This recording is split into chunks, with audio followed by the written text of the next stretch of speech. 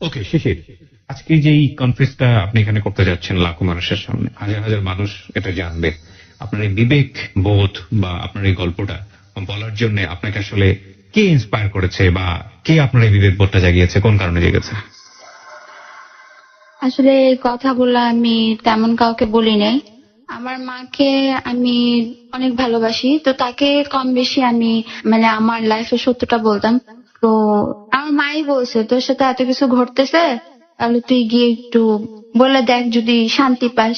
কারোর সাথে তো শেয়ার করিস না, তো সবার সাথে মানে লাখো মানুষের সামনে শেয়ার করলে যদি একটু মনে শান্তি পাস, স্বস্তি পাস, তাহলে ওখানে গিয়ে। মানে আপনার মাই আপনাকে ইন্সপায়ার করেছে আজকের এই জায়গাটিতে আসার জন্য। ওকে, প্রিয় শ্রোতা, আমরা শুরু করছি যাহা বলিব সত্য বলিব মূল পর্ব।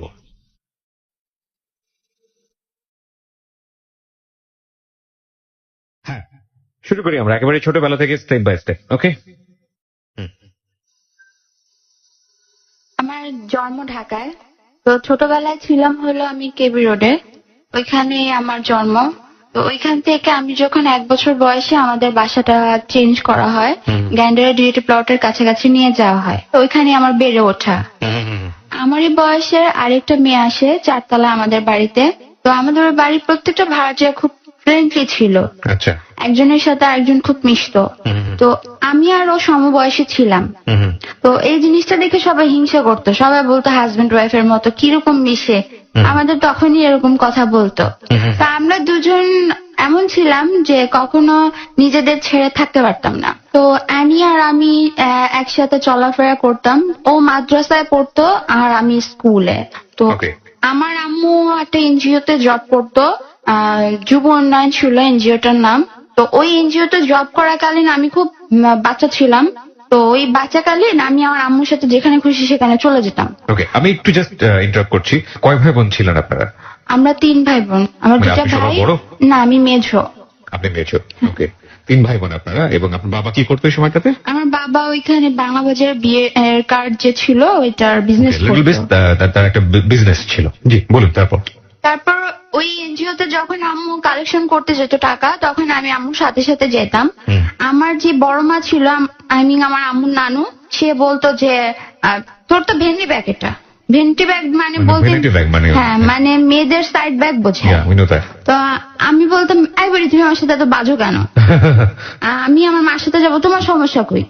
তা আম্মু বলতো ও তো বাচ্চা, বোঝে না, এরকম করো না। তো প্রায় প্রায় আমার না ওই বড় মা এই কথাটা বলতো, তা আম্মুর সাথে সাথে যেতাম, এক এক আন্টির বাসায় যেতাম। তো আন্টিরা বলতো মেয়েটা খুব সুইট, যেখানে সেখানে নিয়ে যাবেন না, যেখানে সেখানে যদি নিয়ে যান আপনার মেয়ের ভাগ্য নষ্ট হয়ে যাবে। আচ্ছা। তো ওইখান থেকে একটা পর্যায়ে আমার আম্মা ওই এনজিওতে কাজ করতে করতে করতে করতে আমার আম্মা ওই এনজিওতে একটা বিগ অ্যামাউন্টের ধরা খায়।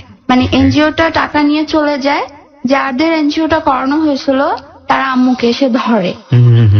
তো আম্মুকে এসে ধরার পরে আম্মু সেটা আসলে কোনোভাবে কন্ট্রোল করতে পারতেছিল না। অফিস থেকে যা নিতে পারতেছিল তাই দিতেছিল, বাট কিছু কিছু রয়ে যেতেছিল, আম্মু নিজ গাইডে থেকে দিতে হইতেছিল। তো এখানে বলে রাখা ভালো, আমার আম্মুর বিয়ে হয়েছে তার কাজিনের সাথে, তার যে হ্যাঁ তার খালতো ভাইয়ের সাথে বিয়ে হয়েছে। তো এখানে আমার আম্মুর বিয়ের সময় কোনো যৌতুক দেওয়া হয়নি। তো আমার বাবা আমার আম্মুকে যৌতুকের জন্য খুব টর্চার করতো। ছোটবেলা থেকে দেখছি আমার মাকে প্রচুর পরিমাণে মারা হতো, এমন ভাবে মারা হইতো যে আমার মার রক্তাক্ত অবস্থা হয়ে যেত। তো ওই সময়টা এই ব্যাপারটা নিয়ে আমার মাকে আবার প্রচুর পরিমাণে মারা হয়, কারণ আমার আম্মা যদি ওই সময় কোনো এনজিওতে জব না করতো আমাদের ভাই বোনের পড়ালেখা স্টপ হয়ে যেত। আমার বাবা টোটাল আমাদের ভাই বোনের পড়াশোনার খরচ দিত না, সে কোন রকমের সংসার খরচ দিত আর ঘর ভাড়া দিত। তার কথা সে তার ছেলে মেয়েকে পড়াশোনা করাবে না। তো এখানে আরেকটা কথা বলে রাখা ভালো, আমার আব্বু রাজনীতি করতো। তো এরকম করতে করতে আমরা বেড়ে উঠি ওইখানে, আমার ভাই 6-7 ক্রস করো ওইখানেই। তো ওইখানটাতে যখন নেতৃত্বে আসে তখন কিন্তু তারা সাপোর্ট করে, তাদের ধরপাকড়া করা হচ্ছিল। তো ধরপাকড়ার সময় আব্বুর দোকানটা চলে যায়, আব্বুকে এসে হুমকি দিয়ে যায়, আব্বুর দোকানটা চলে যায়। ওখান থেকে আব্বুর দোকানটা বন্ধ করে চলে আসে, এক পর্যায়ে পালায় আসার মতো। আব্বু পালায় পালায় থাকে। তো ওই সময়টা আম্মু আবার একটা এনজিওতে জব করে। কারণ যেহেতু আমাদের তখন কোনো খরচ দিচ্ছে না, আব্বু পালায় পালায় আসে, আর এমনিও আমাদের পড়াশোনার খরচ আব্বু দিত না, আর আম্মুরও হাত খরচ তেমন একটা দিত না। সে যৌতুকের সময় সবসময় টর্চারটা করতো। তো ওইখান থেকে আব্বু পালায় পালায় থাকে, আম্মু একটা এনজিও করে, ঘর ভাড়া বেঁচে যায়। তো বাড়িওয়ালা আন্টি খুব ভালো ছিল, আমাদের খুব আদর করতো ছোটবেলা থেকে, যেহেতু ওখানে বেড়ে ওঠে আমাদের। তো বাড়িওয়ালা আন্টি কিছু বলে নাই, বাড়িওয়ালা আন্টি আমাদের রাখছে। তো একটা পর্যায়ে পুলিশ আসে আব্বুকে ধরার জন্য। তো ওখানে এসে বলে যায় যে যদি বাবাকে না পাই ছেলেকে নিয়ে যাব। ছেলেকে নিয়ে যাবো। হ্যাঁ, তো ওই সময় আমার ভাইয়া স্কুলে থাকে, আর আমি তখন বাচ্চা, আমি তেমন একটা বুঝি না। তো ওই সময়টা বাড়িওয়ালা বলে যে দেখো তোমাদের এখানে রাখাটাও খুব রিস্কি, ওর বাবা যেহেতু এরকম পালায় পালায় থাকতেছে, তোমরা কিছু একটা করো, এখান থেকে চলে যাও, ও তো বাচ্চা ছেলে, ওকে কেন ধরে নিয়ে যাবে। তো ওই সময়টা আম্মু আমাদের বাঁচানোর জন্য উনি আমাদের গ্রামের বাড়ি যেখানে বিক্রমপুর, সেখানে নিয়ে চলে যায়। আচ্ছা। আব্বুকে বলে, আব্বু বলে আচ্ছা ঠিক আছে ওখানে নিয়ে চলে যাও। তো তখন আমি ক্লাস 3-তে পড়ি, আচ্ছা। আর আমার ভাইয়া মেবি 6-এ পড়ে। আচ্ছা। আমাদের পড়াশোনা তখন স্টপ হয়ে যায়। প্রায় 13 মাসের মতো আমাদের গ্রামের বাড়ি থাকা হয়। আমার চাচা চাচি আমার দাদারা অনেক কথা বলে যে ওরা শহর থেকে আসছে, শহরে জন্মাইছে, কিন্তু হঠাৎ করে কেন গ্রামে আসছে। আর আমার চাচি পাশের বাড়ির, মানে আমাদের গ্রামের পাশের বাড়ির এক চাচিকে, আমার আরেক চাচিকে আর আমার দাদিকে বলতেছে ওদের শহরের পাতিলের ভাত ফুরাই গেছে, তো তাই ওরা গ্রামে চলে আসছে। এই কথাটা বলার পর আমার আম্মু খুব মাইন্ডে লাগে। পরে আম্মু সেদিনই ফোর্স করে চলে আসে। ও এর মধ্যে একটা কথা বলতে আমি ভুলে গেছি, এর আগে আমার একটা ছোট ভাই হয়, মানে এই গন্ডগোলের মধ্যেই, যে আমার বাবার তখন ব্যবসাটা খুব লস যায়। আচ্ছা। তো আমার ভাই যখন পেটে ছিল তখন আমার মাকে প্রচুর পরিমাণে মারা হয়, মানে যৌতুক নিয়ে। তো সেই আঘাতটা আমার ছোট ভাইয়ের উপরও পড়ে। তো আমার ছোট ভাই যখন হয়, ওর কোনো মানে বোধ ছিল না, শরীরে বোধ ছিল না, প্রচুর পরিমাণে আঘাতের কারণে পুরো শরীরে জন্ডিসের মতো হয়ে গেছিল। তো ওই সময়টা আমার, বলবো না যে আমার বাবা ভাঙে নাই, ওই সময়টা আমার বাবা ওর পিছে টাকা ভাঙছে। আমাদের যে কার্ডের দোকান ছিল সেখানে অর্ধেক টাকা কার্ড বিক্রি করে আমার বাবা আমার ভাইয়ের পিছে চিকিৎসার জন্য ভাঙছে। সেই সময়টা আমার একটা চাচা ছিল, সে এখন নিখোঁজ, প্রায় 10-15 বছর যাবত।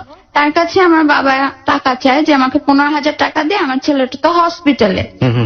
তো আমার চাচা একটা কথা শোনায় দেয় যে কারো পকেটে টাকা না থাকলে কেউ টাকা দিতে চায় না। এই কথাটা শোনানোর পরে আমার বাবা কাঁদতে কাঁদতে বাংলা বাজার চলে আসে। যেই কার্ডের দাম ছিল 150 টাকা করে, সেই কার্ড 50 টাকায় বিক্রি করে দেয়, কারণ আমার ভাইকে বাঁচাতে হবে, আমার ছোট ভাইয়ের জন্য। তো উনি এমনি খরচ না দিলে কি হবে, ওই সময়টা সে এটা করছে। তো তখন থেকে আমাদের ওই বিজনেসটা ড্যাম খেয়ে যায়, আর ধরপাকড়ার সময় তো পুরো দোকানটাই চলে যায়। তো 13 মাস এরকম মানুষের কথাবার্তা শোনার পরে আমার ছোট ভাইকে নিয়ে আমার মা 11 মাসের মাথায় ঢাকায় চলে আসে আমার বাবার কাছে। আমার বাবার কাছে এসে বলতেছে যা হওয়ার হয়ে গেছে, আমরা ওই এলাকায় না গেলাম। ওই এলাকা বলতে কোথায়? মানে গ্যান্ডারের যেখানে আপনার বাবাকে ধরেছিল সেখানে। গ্যান্ডারের ডিএফটি প্লট আমরা না যাই, আমরা অন্য এলাকায় যাই। অন্য এলাকায় গিয়ে বাসা নেই, ছেলে মেয়েদেরও পড়াশোনা হইতেছে না। তো আমার বাবা বলতেছে পড়াশোনার দরকার নেই, ঠিক আছে বাসা নেব। তা আম্মু বলতেছে পড়াশোনার দরকার নেই, এটা কেমন কথা, পড়াশোনার তো অবশ্যই দরকার আছে। আর আমি দরকার হলে আমার ছেলে মেয়েকে চাকরি করে পড়াশোনা করাবো। এই কথাটা বলার পরে বলতেছে আচ্ছা ঠিক আছে আমি বাসা নেব। তো তার 2 মাস পরে আমাদের বাসা নিয়ে রামপুরার দিকে চলে আসে। তখন কি আপনার মা জবটা করছে? তখন আমার মা কোনো জব করতেছে না। তখন রামপুরা আসার পরে আমার বাবা তখন বিয়ের কার্ডের ওই যে ব্রোকারি যেটা বলে সেটা করতেছে। তখন ওরকম কোনো বিজনেস নাই, সে ব্রোকারি করতেছে, মানে বলতে গেলে ভালোভাবে চলা যায়, খুব বিগ অ্যামাউন্টের সে পাচ্ছে। কিন্তু তারপরে আমাদের পড়াশোনা করাতে চাচ্ছে না। তো আমার এখানে বলে রাখা ভালো, আমি ক্লাস 4 গ্যাপ দিলাম, 3 তো পড়াই হলো না ঠিক করে। আমার ভাইয়া প্রায় 2-3টা ক্লাস গ্যাপ দেওয়ার পর এখানে এসে রামপুরে এসে 9-এ ভর্তি হয়, আর আমি ক্লাস 5-এ ভর্তি হই। তো ওই সময়টা আমার মা আবার একটা এনজিওতে জব নেয় আমাদের পড়ানোর জন্য। তো এখানে আমি আসার পরে আমার ভাইয়াকে ভর্তি পরীক্ষা দেওয়ানো হবে, বলতেছে যে ও পারবে না। আমি আবার ছোটবেলায় একটু দুষ্ট প্রকৃতির ছিলাম, যে অনেক দুষ্ট ছিলাম, পড়াশোনা করতাম না। তো আম্মু বলছে ওকে ভর্তি পরীক্ষা দেওয়াবো না, যেভাবে হোক টাকা পয়সা দিয়ে ভর্তি করায় দিব আর আমার ছেলে পারবে। তো আমাদের এক পরিচিত ছিল, স্কুলটা ছিল রামপুর একরামুন্নেসা, ওখানে জামাই জামাই বলে, এলাকার জামাই। তো সে বলতেছে আপনার মেয়েকে ভর্তি পরীক্ষা দেওয়ান, কোনো সমস্যা নাই, আমরা এটা ঠিক করে দিব, যদি নাও এলাও হয় আমরা ঠিক করে দিব। ওইখানে আমরা পরীক্ষা দেই। তো হয় কি আমার ভাইয়া ভর্তি পরীক্ষা এলাও হয় না, আমি হই আচ্ছা, কোন ক্লাসে ভর্তি হলেন? ক্লাস 5-এ। তো এরকম করে চলে যায়। ক্লাস 7 আমি যখন ভর্তি হই, আমার ভাইয়া তখন ক্লাস 10-এ। জি। তখন আমার ভাই এসএসসি দিবে। তখন আমার মা কোনো চাকরি করে না, খুব ঝগড়া ঝামেলা করে আমার বাবার থেকে টাকাটা নিতেছে। তো আমার ভাইয়া এসএসসি দিবে, এই সময় আমি ক্লাস 7-এ, পুরো নতুন ক্লাস। জি। তো আমার বাবা বলতেছে ওকে টিচার দিব না, ও টিচার ছাড়াই পড়বে। ও মানে হচ্ছে মানে আমাকে আপনার কথা বলছি। আমাকে টিচার দিবে না, আমি টিচার ছাড়াই পড়বো। জি। তো ভাইয়াকে এসএসসি পরীক্ষা দেওয়াবে। তো আমি আবার করলাম কি যে টিচার দিবে না, এটা কিরকম দেখায়। তো আমাদের বাসায় যে কাজের লোক ছিল বুয়া, তাকে বললাম যে খালা আমাকে একটা কাজ করে দিবেন। সে বলতেছে কি কাজ মা? আমি বলতেছি খালা আপনি যদি কিছু মনে না করেন, আপনাদের বস্তিতে তো অনেক রকমের বাচ্চা বাচ্চা ছেলে পেলে থাকে যারা পড়ে, তো আমাকে 2-3টা বাচ্চা এনে দিন, আমি ওদের পড়াবো। আচ্ছা, তো তখন খালা বলে আচ্ছা ঠিক আছে আমি এনে দেবো। মানে টার্গেটটা কি? মানে টার্গেট ছিল যে যেই টাকা পাবো সেই টাকা দিয়ে আমার পড়া হয়ে যাবে। পড়া হয়ে যায় মানে আপনি টিচারের কাছে মানে আমার টিচারের কাছে পড়া হয়ে যাবে। ক্লাস 7-এ থাকার সময় হ্যাঁ, চিন্তা ভাবনা। ক্লাস 7-এ থাকার সময়। তো ওই খালা আমাকে এনে দিল, খালা আমাকে 2-3টা বাচ্চা এনে দিল। তো এখানে আমি 2-3টা বাচ্চাকে 150 করে পড়াই। তো ওরকম পড়াতে পড়াতে টিচারের খরচ আসে না। তো ওই সময়টা টিচার তো রাখতেই পারলাম না, বরঞ্চ পড়াইতেছি আমি আরো। তো আম্মু বলতেছে তোর তো রেজাল্ট খারাপ হবে, তুই এরকম করে যদি ইয়া করিস। তো আম্মুই আমাকে একটা টিচারের কাছে দিয়ে দিল। তো আমি বলতেছি তুমি কোথা থেকে দিবা টাকা? তুমি যদি টাকাটা না দিতে পারো তখন তো খারাপ দেখা যাবে। আমি বলতেছি এটা আমার ব্যাপার। তো সেটা দিছেও হলো আমার বার্ষিক পরীক্ষার আগে, জি। প্রায় 15 দিন আগে পাই। অনলি? হ্যাঁ, ওকে। এই 15 দিনে আমার পুরো ক্লাস 7-এর বই ছাড়াতে হবে। আই গুডনেস, ছাড়াতে হবে মানে শেষ করতে হবে। হ্যাঁ, শেষ করতে হবে। তো ওই সময় মানে টিচার যে সেই পুরো অবাক হয়ে যেতেছে, 15 দিনে ও কি করে পারবে, ওর পক্ষে এটা সম্ভব না। আর ও তো একে তো বাচ্চা, ও এটা পারবেই না। তো এটা বলার পরে আম্মু বলতেছে আমার মেয়ে, আমি জানি ও পারবে। তো আম্মু খুব কনফিডেন্সলির সাথে বলার পরে খুব প্রেশারের সাথে আমাকে কিছু শেখানো হলো। তো ওই প্রেশার নিয়ে আমি বার্ষিক পরীক্ষাটা দিই, দেওয়ার পরে মোটামুটি একটা রেজাল্ট করি। তো ওই পরীক্ষাটার পরে আমি অসুস্থ হয়ে পড়ি, মানে আমার একটু মাইগ্রেশনের প্রবলেম হয়ে যায়, আমি 1 বছর পড়াশোনা করি না। ওহো, ব্রেকআপ হয়ে যায়। হ্যাঁ। তো আমার ভাই যে এসএসসি দেয় সে কিন্তু আবার ফেল করে। এসএসসিতে? হ্যাঁ, এসএসসিতে ফেল করে, সে ইংলিশে ফেল করে। এখানে একটা কথা বলে রাখি, ওইখানে মানে আমার ভাই আগেই বলে পরীক্ষা দেওয়ার আগে যে আমি পাস করবো না, কারণ আমার বাবা আমার ভাইকে পরীক্ষার আগে খুব টর্চার করে। কি ধরনের, মানে কেন করে? মানে আমার ভাই যখন তার টিচারের খরচটা চায় তখন তো আমার মা কিছু করে না, খুব ঝগড়াঝাটি করে টাকাটা নেয়। তো টিচারের খরচটা চাওয়ার সময় আমার বাবা বেল্ট দিয়ে প্রচুর পরিমাণে আঘাত করে। আমি কি যদি ভুল না করে থাকি, মানে আমি যেটা বুঝতে পারছি আপনার বাবা কি চাইতেন না যে আপনারা লেখাপড়া করেন? না, আমার বাবা কোনোদিন চাইতো না যে আমরা লেখাপড়া করি। কেন? কারণ সে যখন আমার মাকে বিয়ে করে যৌতুক পায়নি, তো আমার মাকে মারতো আর বলতো আমি যৌতুক পাইনি, আমি তোকে মানিও না, বউ হিসেবেও মানি না, কিছু হিসেবে মানি না, জাস্ট এমনি তোকে দেহরক্ষীর মতো ইউজ করি। আর তোর ছেলে মেয়েকে তো কোনোদিন আমি শিক্ষিতও করবো না, কারণ আমি যৌতুক পাইনি। সেই প্রভাবটা আমাদের উপরও ফেলে। ওকে ওকে, তারপর? ভাইয়া ফেল করে, ওই বছরে আমার দাদি মারা যায়। জি। তো আমার তো পড়াশোনা বন্ধ, ভাইয়া এদিক দিয়ে ফেল করে, আর আমার ছোট ভাইটাকে তখন প্লেতে ভর্তি করে দেওয়া হয়। তো ওই বছরটা কোন রকমে পার হয়। 2009-এর দিকে আমি ক্লাস 8-এ ভর্তি হই। ওকে। 8-এ ভর্তি হয়ে আমার ভাইয়া আবার পাশ করে এসএসসি, আমার ছোট ভাই তখনও প্লেতে। তো ওইখানে ক্লাস 8-এ পড়তে পড়তে সেখানে একই ঘটনা হয়, আমাকে টিচার দেওয়া হয় না। তো আমার সেকেন্ড যে সেমিস্টারটা ছিল ওই সময় আম্মু বলতেছে তুই যদি টিচারের কাছে না যাস এইটা তো ফেল করবি, আর এইটা পার করা মানে অনেক কিছু, এইটা বৃত্তির ব্যাপার আছে, অনেক কিছু আছে, তো তুই যদি এটা পার না করতে পারিস তাহলে কি করে হবে। তো আমাকে টিচারের কাছে দেওয়া হলো, তারা আমার স্কুলের টিচার ছিল, আমি টিচারের কাছে যাই, তখন আরো দেখতে সুন্দর ছিলাম।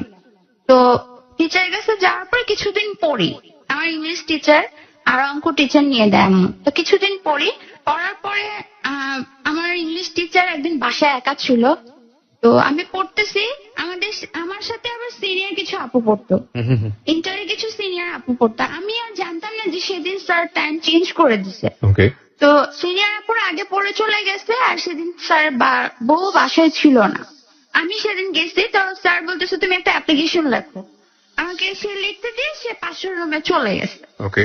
তা আমি লিখতেছি, হঠাৎ করে এসে সে পিছ থেকে আমাকে জাবড়ায় ধরছে। হঠাৎ করে এসে খুব জোরে আর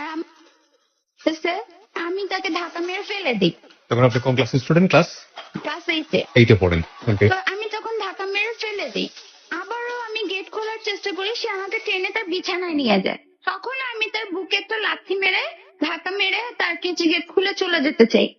আবারও সে আমাকে বিছানায় নিয়ে আসে। তা একটা পর্যায়ে তাদের বাসার দোতলা থেকে লোক নামতেছিল, ওটা দেখে সে ভেতরে চলে যায়, আমি বাইরে চলে আসি। আচ্ছা। সেদিন এসে আম্মুকে বলে, আম্মু আর আমি ওখানে পড়তে যাব না।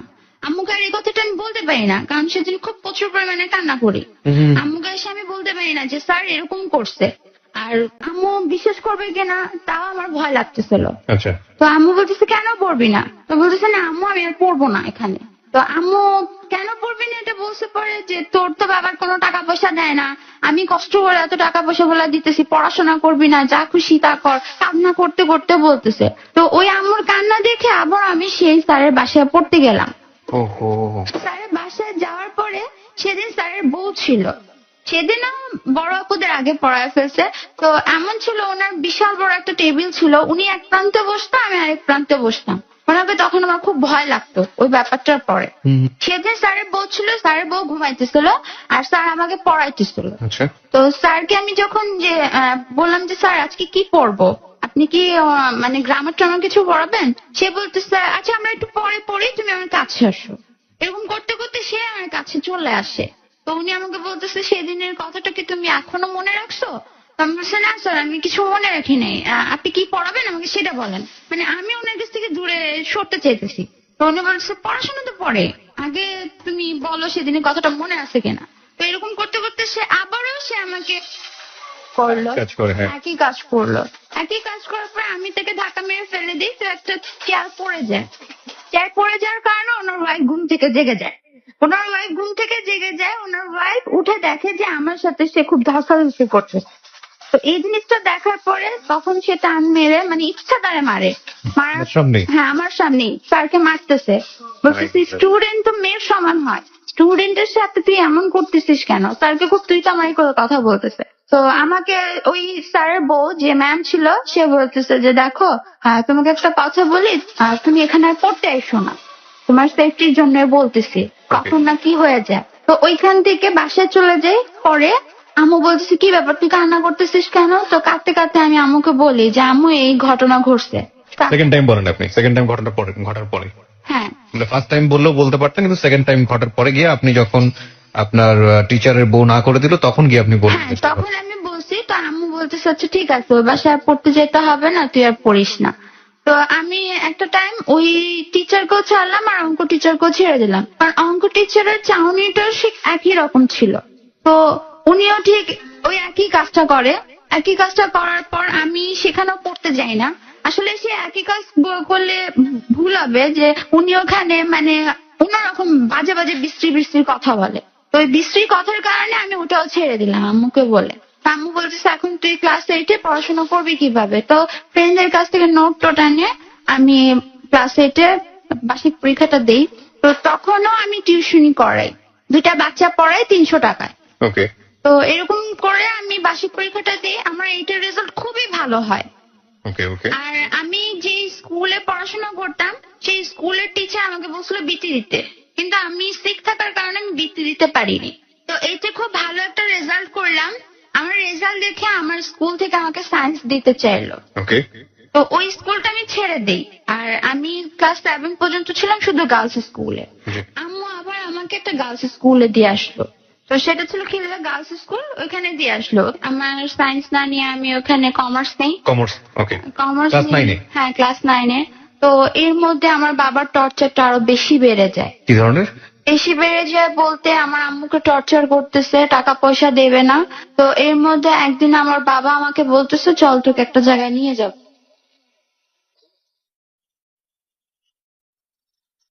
প্রিয় শ্রোতা, বিরতির ঘন্টা শুনলাম আমরা এই মুহূর্তে।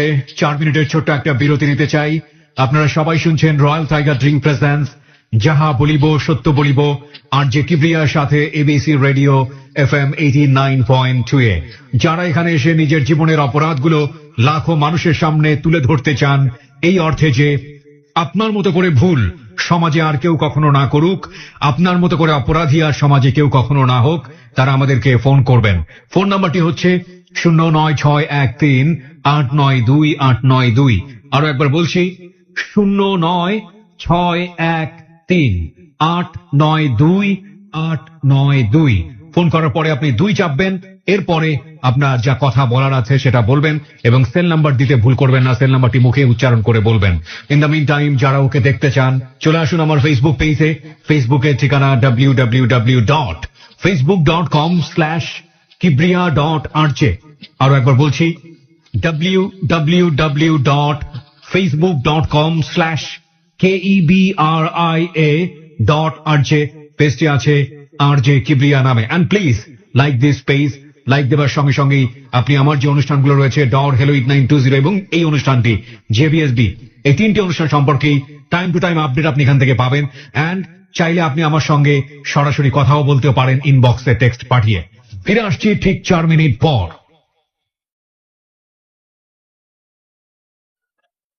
রয়্যাল টাইগার ড্রিঙ্ক প্রেজেন্টস যাহা বলিব সত্য বলিব, রিচার্জ ইয়োরসেলফ। 40 কোটি ভোক্তার প্রিয় পানীয়, 18 কোটি মানুষের গর্ব।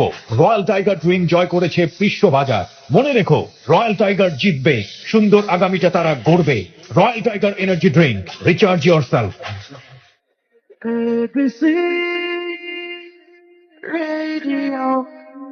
রয়্যাল টাইগার ড্রিঙ্ক প্রেজেন্টস যাহা বলিব সত্য বলিব, রিচার্জ ইয়োরসেলফ।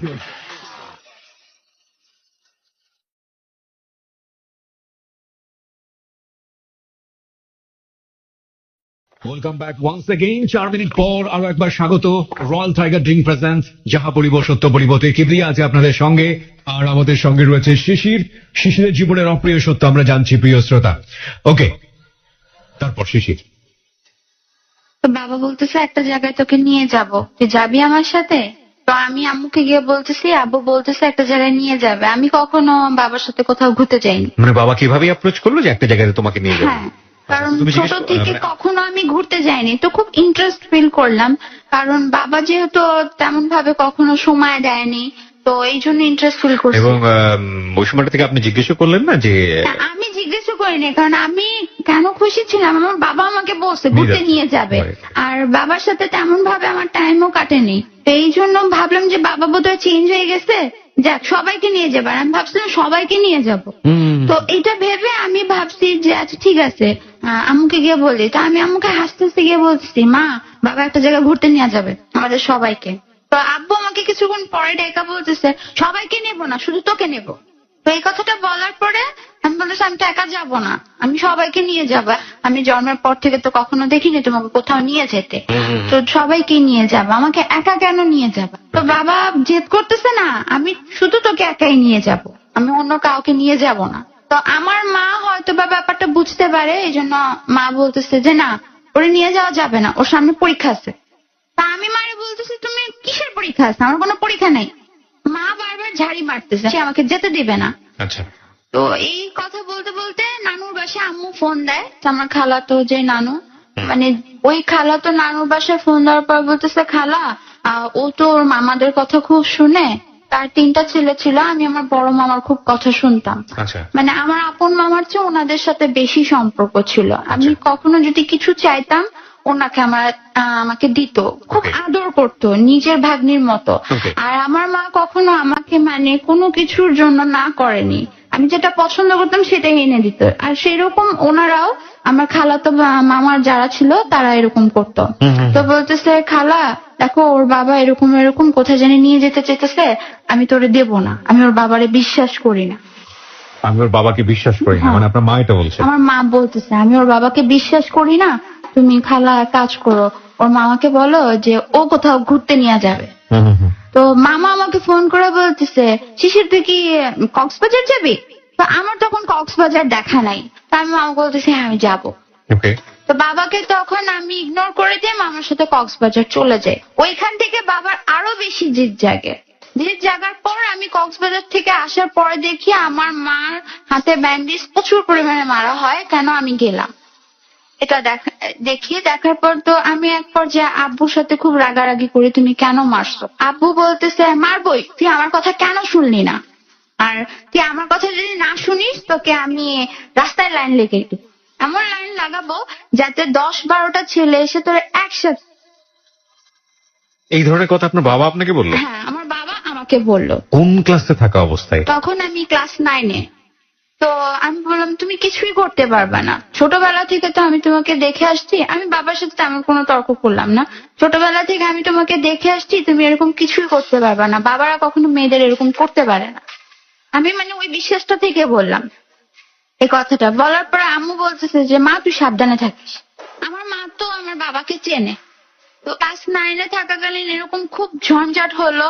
জি। আমি তখন ক্লাস 10-এ উঠি, আমাকে ভর্তি করাবে না, ক্লাস 10-এ ভর্তি করাবে না, আম্মু খুব জোরাজুরি করতেছে। তো আম্মু আমার বাবার পা ধরে এক পর্যায়ে কান্নাকাটি করতেছে যে আমার মেয়ের লাইফটা নষ্ট করো না, তোমার কাছে আমি রিকোয়েস্ট করি, একটা এতিম বাচ্চাকেও তো মানুষ টাকা দেয়, ধরো ও এতিম, ও আমাদের কাছে লালিত পালিত হইতেছে, ওর টাকা দাও, ও ভর্তি হোক। মানে আপনার সব ভাই বোনদের ক্ষেত্রে কি এরকম করতো নাকি শুধু আপনার ক্ষেত্রে? না, আমার সব ভাই বোনদের ক্ষেত্রে এরকম করতো, আমার ক্ষেত্রে একটু বেশি করতো। আপনি তো একমাত্রই মেয়ে। হ্যাঁ, আমি একমাত্র মেয়ে ছিলাম, কিন্তু আমার ক্ষেত্রে একটু বেশি করতো। ওকে।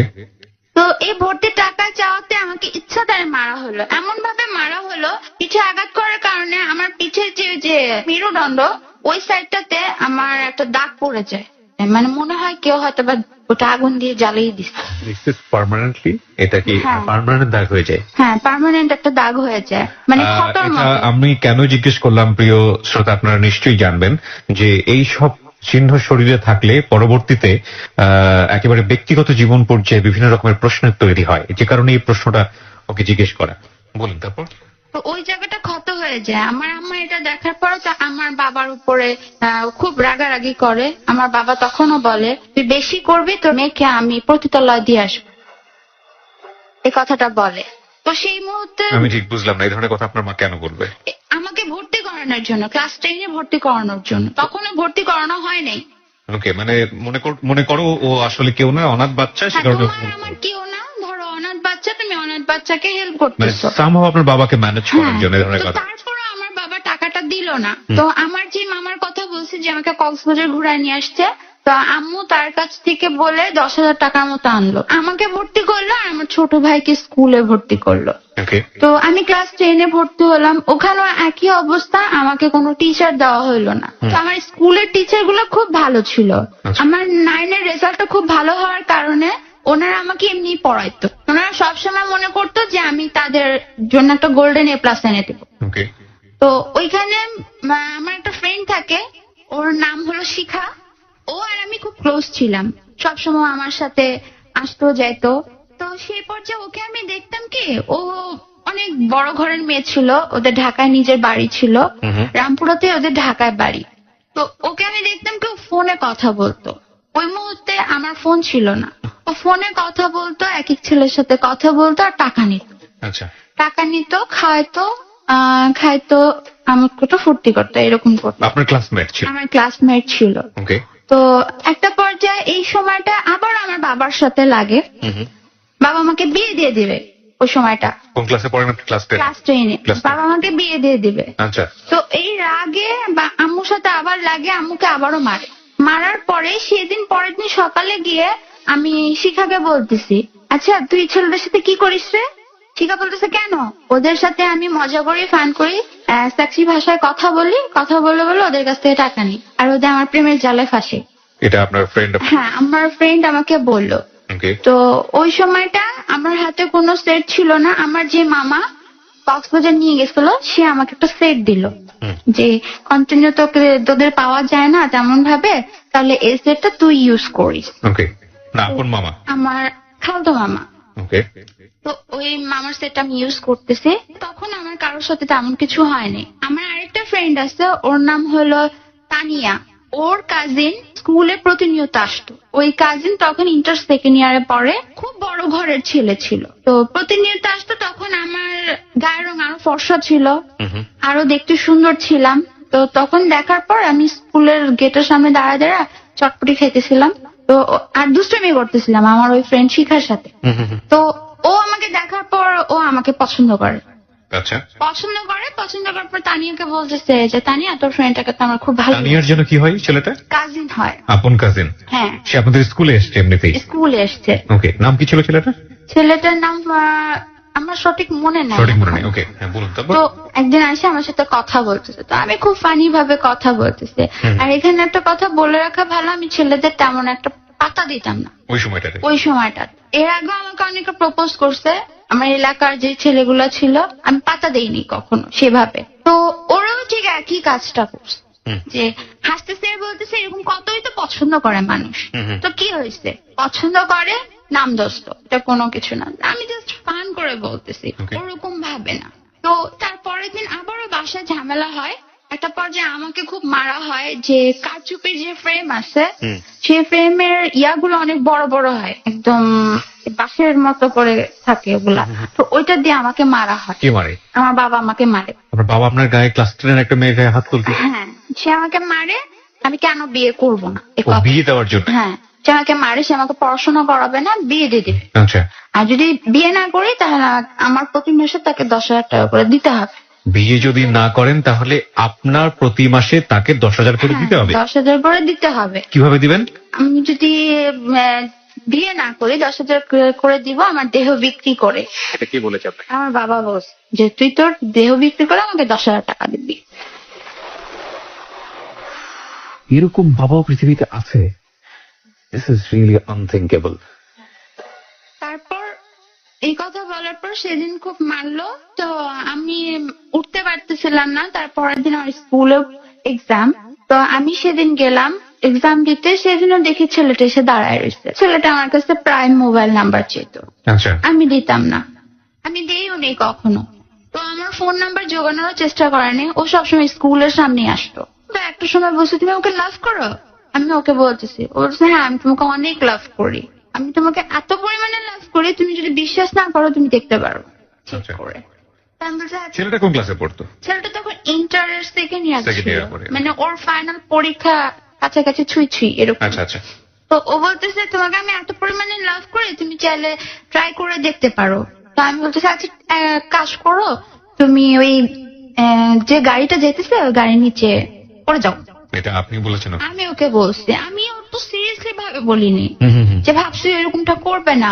ও সিরিয়াসলি কি করলো, একটা প্রাইভেট কার আসতেছিল, ওই কারের সামনে গিয়ে ঠাস খাতো। তো ওর পায়ের উপর দিয়ে ওই গাড়িটা যায়। তা আমি এটা দেখার পর সাথে সাথে সেন্সলেস হয়ে গেছি, আমার বিশ্বাস হচ্ছিল না যে ওই কাজটা করছে। ওকে, তো ওকে হসপিটালে না হয়, ও কিছুদিন হসপিটালে থাকে। এরই মধ্যে আমার পি টেস্ট চলে আসে। Pre test? হ্যাঁ, ও পরে এসে বলতেছে দেখছো তো আমি তোমাকে ভালোবাসি। তো ওই যে বাবা আমাকে মারছিল, একটা জেদ ছিল। আর আমার ফ্রেন্ড বড় লোক ঘরের মেয়ে হয়ে এরকম করতেছে, আমি তাহলে কেন এত ঝামেলার মধ্যে থেকে করতে পারবো না? প্রিয় শ্রোতা, এখানে একটা বিষয় নোট করি। ও যেটা বোঝাতে চাচ্ছে যে ওর বাবা ওকে প্রতিনিয়ত অত্যাচার করছে, পড়াশোনার কোনো খরচ দিচ্ছে না, এবং একই সাথে ওর বাবা যখন এই ধরনের কথা ওকে বলে, যেটা আসলে মুখে আনতে আমার খুব লজ্জা হচ্ছে, যে বিয়ে করো নইলে প্রতি মাসে 10,000 টাকা করে দিতে হবে দেহ ব্যবসা করে, তখন ওর মাথায় যেটা কাজ করেছে যে ওরই এক ফ্রেন্ড শিখা যে এই ধরনের সম্পর্ক করে ছেলেদের সাথে, করে সে সামহাও টাকা পয়সা ম্যানেজ করে। তো ও তখন ওর মাথায় এই জিনিসটা কাজ করেছে, যেহেতু একটা অপরচুনিটি চলে এসছে, এই ছেলেটা এরকম পাগল, সুতরাং একে খাটিয়ে যেভাবেই হোক ও পয়সা রোজগার করবে, এবং সেটা আপনার পড়াশোনার জন্য। Right, okay, so start the story again. বলেন তারপর। তারপর ও আমার পিছে ঘুরতেছে, তো ওর পাটা মোটামুটি ভালো হয়। ওই ছেলেটা প্রতিনিয়ত আমার স্কুলের সামনে আসতো, তো আমি 100-200 নিতাম আমার ফ্রেন্ডদের সাথে, ওরকম টাকা নিতাম না, 100-200 নিতাম ফ্রেন্ডদের সাথে ফুচকা খাইতাম, চটপটি খাইতাম, রিক্সা দিয়ে ঘুরতাম, বাসায় চলে যেতাম। যেটা বিগ অ্যামাউন্ট না ওইটা হয়নি আচ্ছা ওই ছেলেটার কাছ থেকে। তো ওই ছেলেটা ওরকম করতে করতে আরো বেশি লাভ করতে শুরু করে। তো ওই ছেলেটার মা একদিন আইসা স্কুলের সামনে মানে আমার হাত ধরে টানতে টানতে নিয়ে গিয়ে আমাকে রাস্তায় ফেলে দেয়। ছেলের মা? হ্যাঁ, ছেলেটার মা আমাকে রাস্তায় ফেলে দেয়। তো আমি পায়ে প্রচুর পরিমাণে ব্যথা পাই, আমি তো তাকে চিনি না। ওকে তো আমি তানিয়াকে জিজ্ঞেস করতেছি, তানিয়া এটা কে, এভাবে কেন আমাকে টানতেছে? Okay. তো তানিয়াকে কেন জিজ্ঞেস করছি, কারণ তানিয়া ওর ওই চাচিকে দেখার পরে হাতের নখ কামড়াচ্ছিল। মানে সামহাও বুঝতে পেরেছিল হ্যাঁ। তানিয়ার সঙ্গে মেয়ের মহিলার কোনো রিলেশন আছে। হ্যাঁ, ওইটা দেখে আমি বলছি তানিয়াটা কে, তুই এরকম কেন করতেছিস? তো ও আমাকে বলতেছে যে এটা আমার চাচি হয়। চাচি হয় মানে ওই ভাইয়ার মা। আচ্ছা তো আমি দেখে আন্টিকে দেখে সালাম দিলাম, সালাম টালাম দিলাম। তো বলতেছে আন্টি ভালো আছেন? তো উনি আমার সাথে খুব রাফ বিহেভ ভাবে কথা বলছে। কি বলছিল উনি? সে আমাকে বলতেছে তোমাদের মতো রাস্তার মেয়ে, তোমাদের মতো কল গার্ল এরকমই করে ছেলেদের ফাঁসায় আর ছেলেদের মাথা খারাপ করে দেয়, তারপর একটা বিগ অ্যামাউন্ট চায়। এই কথাটা বলে তারপর তার আগে কি আপনি বিজ্ঞাপন চেয়েছিলেন ওই সময়? না, আমি কখনো ওরকম ভাবে কিছু চাই you are planning for something, ওই রকম প্ল্যান করছেন কিছু একটা, কিন্তু তার আমি আগে ওই ছেলেটার কাছ থেকে নিচ্ছি ওভাবে না, বাট 100-200 ওই সময়টাতে নিচ্ছেন আপনি টাকা, না মানে শুরু করছেন? 100-200 আমার কাছেও দিয়ে যায় না, তাহলে? ওর বোন তানিয়ার কাছে দিয়ে যায়। কেন দিয়ে যায়? মানে আমাকে যাতে সে রিক্সা করে ঘুরায়, তারপরে চটপটি খাওয়ায়, ফুচকা খাওয়ায়। ও আবার জানতো আমার ফুচকাটা খুব পছন্দ, তো আমি ওই ব্যাপারটা ওইভাবে আর নেই, কিন্তু আমি কিন্তু তাকে ওইভাবে নিজের লাইফের সাথে জড়াইনি কখনো জড়ান? না। রাইট। তো ওই ছেলেটার মা এসে আমার সাথে মানে খুব রাফ বিহেভ করে গেল। মানে বললো তুমি কলগালের মতো মেয়েরা এরকমই করতে পারে, রাস্তার মেয়েরা আর কি করতে পারে, রাস্তার মেয়েরা এর চেয়ে ভালো কিছু আর করতে পারে না। আমি আরো রেগে গেলাম যে আমি তো তার ছেলের সাথে কিছু করিনি, তাহলে সে আমাকে এসব কথা কেন বললো? আমি তো তার ছেলের সাথে এরকম কিছুই করিনি। আমি না করেও যেহেতু অপরাধী, এখন তাহলে করব। আর এখন থেকে যে ছেলে আমাকে অফার করবে তার সাথে আমি এরকম করব। আমার বাবা যেহেতু এরকম করে আর উনিও যেহেতু আমার সাথে এরকম করে গেছে, আমি তাহলে এটা করব, আরো বেশি করে করব। ওকে। তো ওই ছেলেটা আসলো, ওই ছেলেটা আসার পরে বলতেছে কেমন আছো, তুমি তো আমাকে কোনো অ্যান্সার জানাইলা না, তুমি আমাকে একটা অ্যান্সার দাও। তো সেদিন আমি রেগে গিয়ে ওই ছেলের গালে একটা থাপ্পড় মারি। মানে যার মা আপনার সঙ্গে খারাপ হ্যাঁ, আচরণ করে গিয়েছে। খুব ওকে। রেগে গিয়ে থাপ্পড় মারি।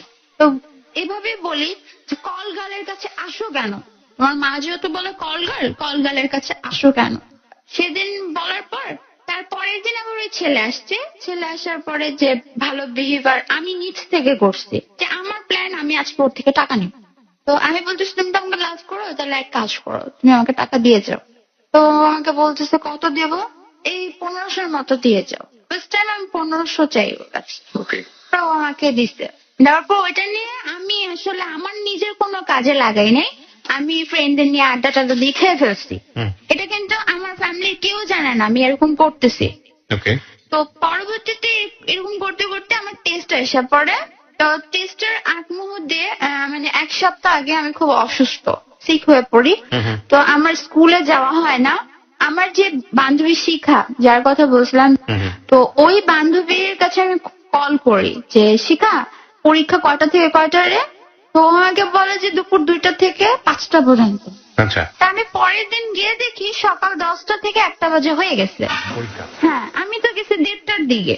তো ওই পরীক্ষাটা আমার মিস যায়। তো মন খারাপ থাকার কারণে ওই ছেলেটাকে আমি রিজেক্ট করে দিই। ওই ছেলের সাথে আমি আর কোনো কথাবার্তা বলি না। মানে ওনার কারণে আপনার এই ঘটনাটা ঘটলো? হ্যাঁ, রাগারাগি করে সেদিন অপমান করে বাদ দিয়ে দিই। তো টেস্ট পরীক্ষার রেজাল্ট বের হলো, আমি কোনোদিন কোনো পরীক্ষা ফেল করিনি। ফার্স্ট টাইম ওই টেস্ট পরীক্ষা আমার ওটা অ্যাবসেন্ট থাকার কারণে আমার ফেল আসলো। আচ্ছা। স্কুলের কেউ তো দেবে না, টিচাররা সাথে বলতেছে এই মেয়েরা দিয়ে গোল্ডেন এ প্লাস আশা করছিলাম, এই মেয়ে তো এখন গোল্ডেন এ প্লাস দূরের কথা ফেল লিস্টে নাম লেখাবে। তো এই কথা বলার পর আমি খুব প্রচুর পরিমাণে কান্না করতেছি। আর আমার যে টিচার পড়াতো আমাকে, আমার ক্লাস টিচার, তাকে বলতেছি স্যার একটা সুযোগ দিয়েই দেখেন না, আমি পাশ করি না ফেল করি, এতটুকু বলতে পারি, এ প্লাস না আনতে পারি, পাশ করে আসবো। তো স্যার খুব প্রচুর পরিমাণে রিকোয়েস্ট করে করলো, আমার রেজিস্ট্রেশনটা করাইলো। তো রেজিস্ট্রেশনের সময় আবার সেই ঘরের ঝামেলা। আমার বাবার কাছে আম্মা বলতেছে যে এই তো একটা সময় বোর্ড পরীক্ষা দিবে, তুমি কিছু টাকা দাও। তো রেজিস্ট্রেশনে প্রায় 13,000 টাকার মতো লাগবে। আচ্ছা। তো তুমি কিছু টাকা দাও, বোর্ড পরীক্ষার সময় হয়ে গেছে, এখন কোথা থেকে টাকা পাবো? আপু বলতেছে দিতে পারবো না, ওরে দেহ বিক্রি করে মানুষের সাথে 10 রাত থাইকা তারপর টাকা আনতে হবে। এই ধরনের কথা রেগুলারলি বললো। হ্যাঁ, এই ধরনের কথাটা বললো। ওই বছরে আমার দাদা খুব অসুস্থ, তো আমার দাদা আমাকে প্রচুর পরিমাণে আদর করতো। তার আমি যখন থেকে বড় হয়েছি তখন আমার দাদা অসুস্থর দিকে ছিল, তা দাদার কাছ থেকে সেরকম ভাবে আমার হেল্প পাওয়া হয়নি। আচ্ছা। তো আমি দাদাকে কাঁদতে কাঁদতে বলতেছি, দাদা তুমি আজকে যদি সুস্থ থাকতা, তুমি যদি ভালো থাকতা, তাহলে আজকে হয়তো বা আমার এসএসসি পরীক্ষাটা দেওয়া হইতো, তুমি কেন আজকে অসুস্থ? তো আমার দাদা তো খুব একটা অ্যাবনর্মাল মতো হয়ে গেছে, সে আমাকে কোনো উত্তর দিতে পারতেছে না। সে শুধু আমার ফুটফু দিয়ে বলতেছে যে কি বলতেছো, ও কি বলতেছে, আর ওকে আমাকে মানুষ চিনতো না ওই সময়টা। হ্যাঁ, আমাকে চিনতেছে না। তো আমি কাঁদতে কাঁদতে আম্মুর সাথে খুব জড়ায় কান্না করতেছি, মা আমি বোধহয় আর এসএসসি পরীক্ষা দিতে পারবো না, আর এবার যদি আমি এসএসসি পরীক্ষা দিতে না পারি আমি সত্যি সত্যি খারাপ হয়ে যাব। তো আমার মা কি করলো, আমার মামাদের ওই খালতো মামাদের বাসায় গেল, খালতো মামাদের বাসায় গিয়ে খুব পায়ে ধরে টরে, আমার আম্মু কিন্তু বড়, ওনাদের পায়ে ধরে, তারপর আমার খালতো যে খালাগুলো ছিল তাদের পায়ে ধরে, তাদের হাজবেন্ডের পায়ে ধরে 13,000 টাকার মতো জোগাড় করে। আপনার এসএসসি পরীক্ষা দেবেন? হ্যাঁ। তো ওই সময় আমার দাদা মারা যায়। আমার বাবা সম্পূর্ণ ব্লেমটা দেয় আমাকে, যে আমার কারণে আমার দাদা মারা গেছে। আমার আম্মুকে বলতেছে তোর কারণে আমার বাবা মারা গেছে, আমার আম্মুকে বলতেছে তোর মেয়ে আমার বাবাকে মারছে, তোর মেয়ের জন্য আমি দেখতে দিতে পারিনি, এই কথাটা বলতেছে। তো ভাইয়ের উপর টর্চার করে। যেদিন আমার দাদা মারা যায় সেদিন রাতে আচ্ছা। এই টাকা নিয়ে ভাইয়ার আবার তখন ইন্টার পরীক্ষা শেষ, ও ভার্সিটিতে ভর্তি হবে, ওই টাকা নিয়ে শুরু হয়। তো ওই সময়টা ভাইয়া এরকম করতে করতে ভাইয়াও মার খায়। তো ভাইয়ার আবার ধৈর্য শক্তি খুব কম ছিল, ও কি করলো, ফাঁসি দিয়ে দিল। আমার রেজিস্ট্রেশনে একদিন আগে ফাঁসি দিল। মানে কি? মানে ফাঁসি নিয়ে ফেললো এরকম? হ্যাঁ, ওর পুরো অর্ধেকের মতো জিহ্বা বের হয়ে গেছিল।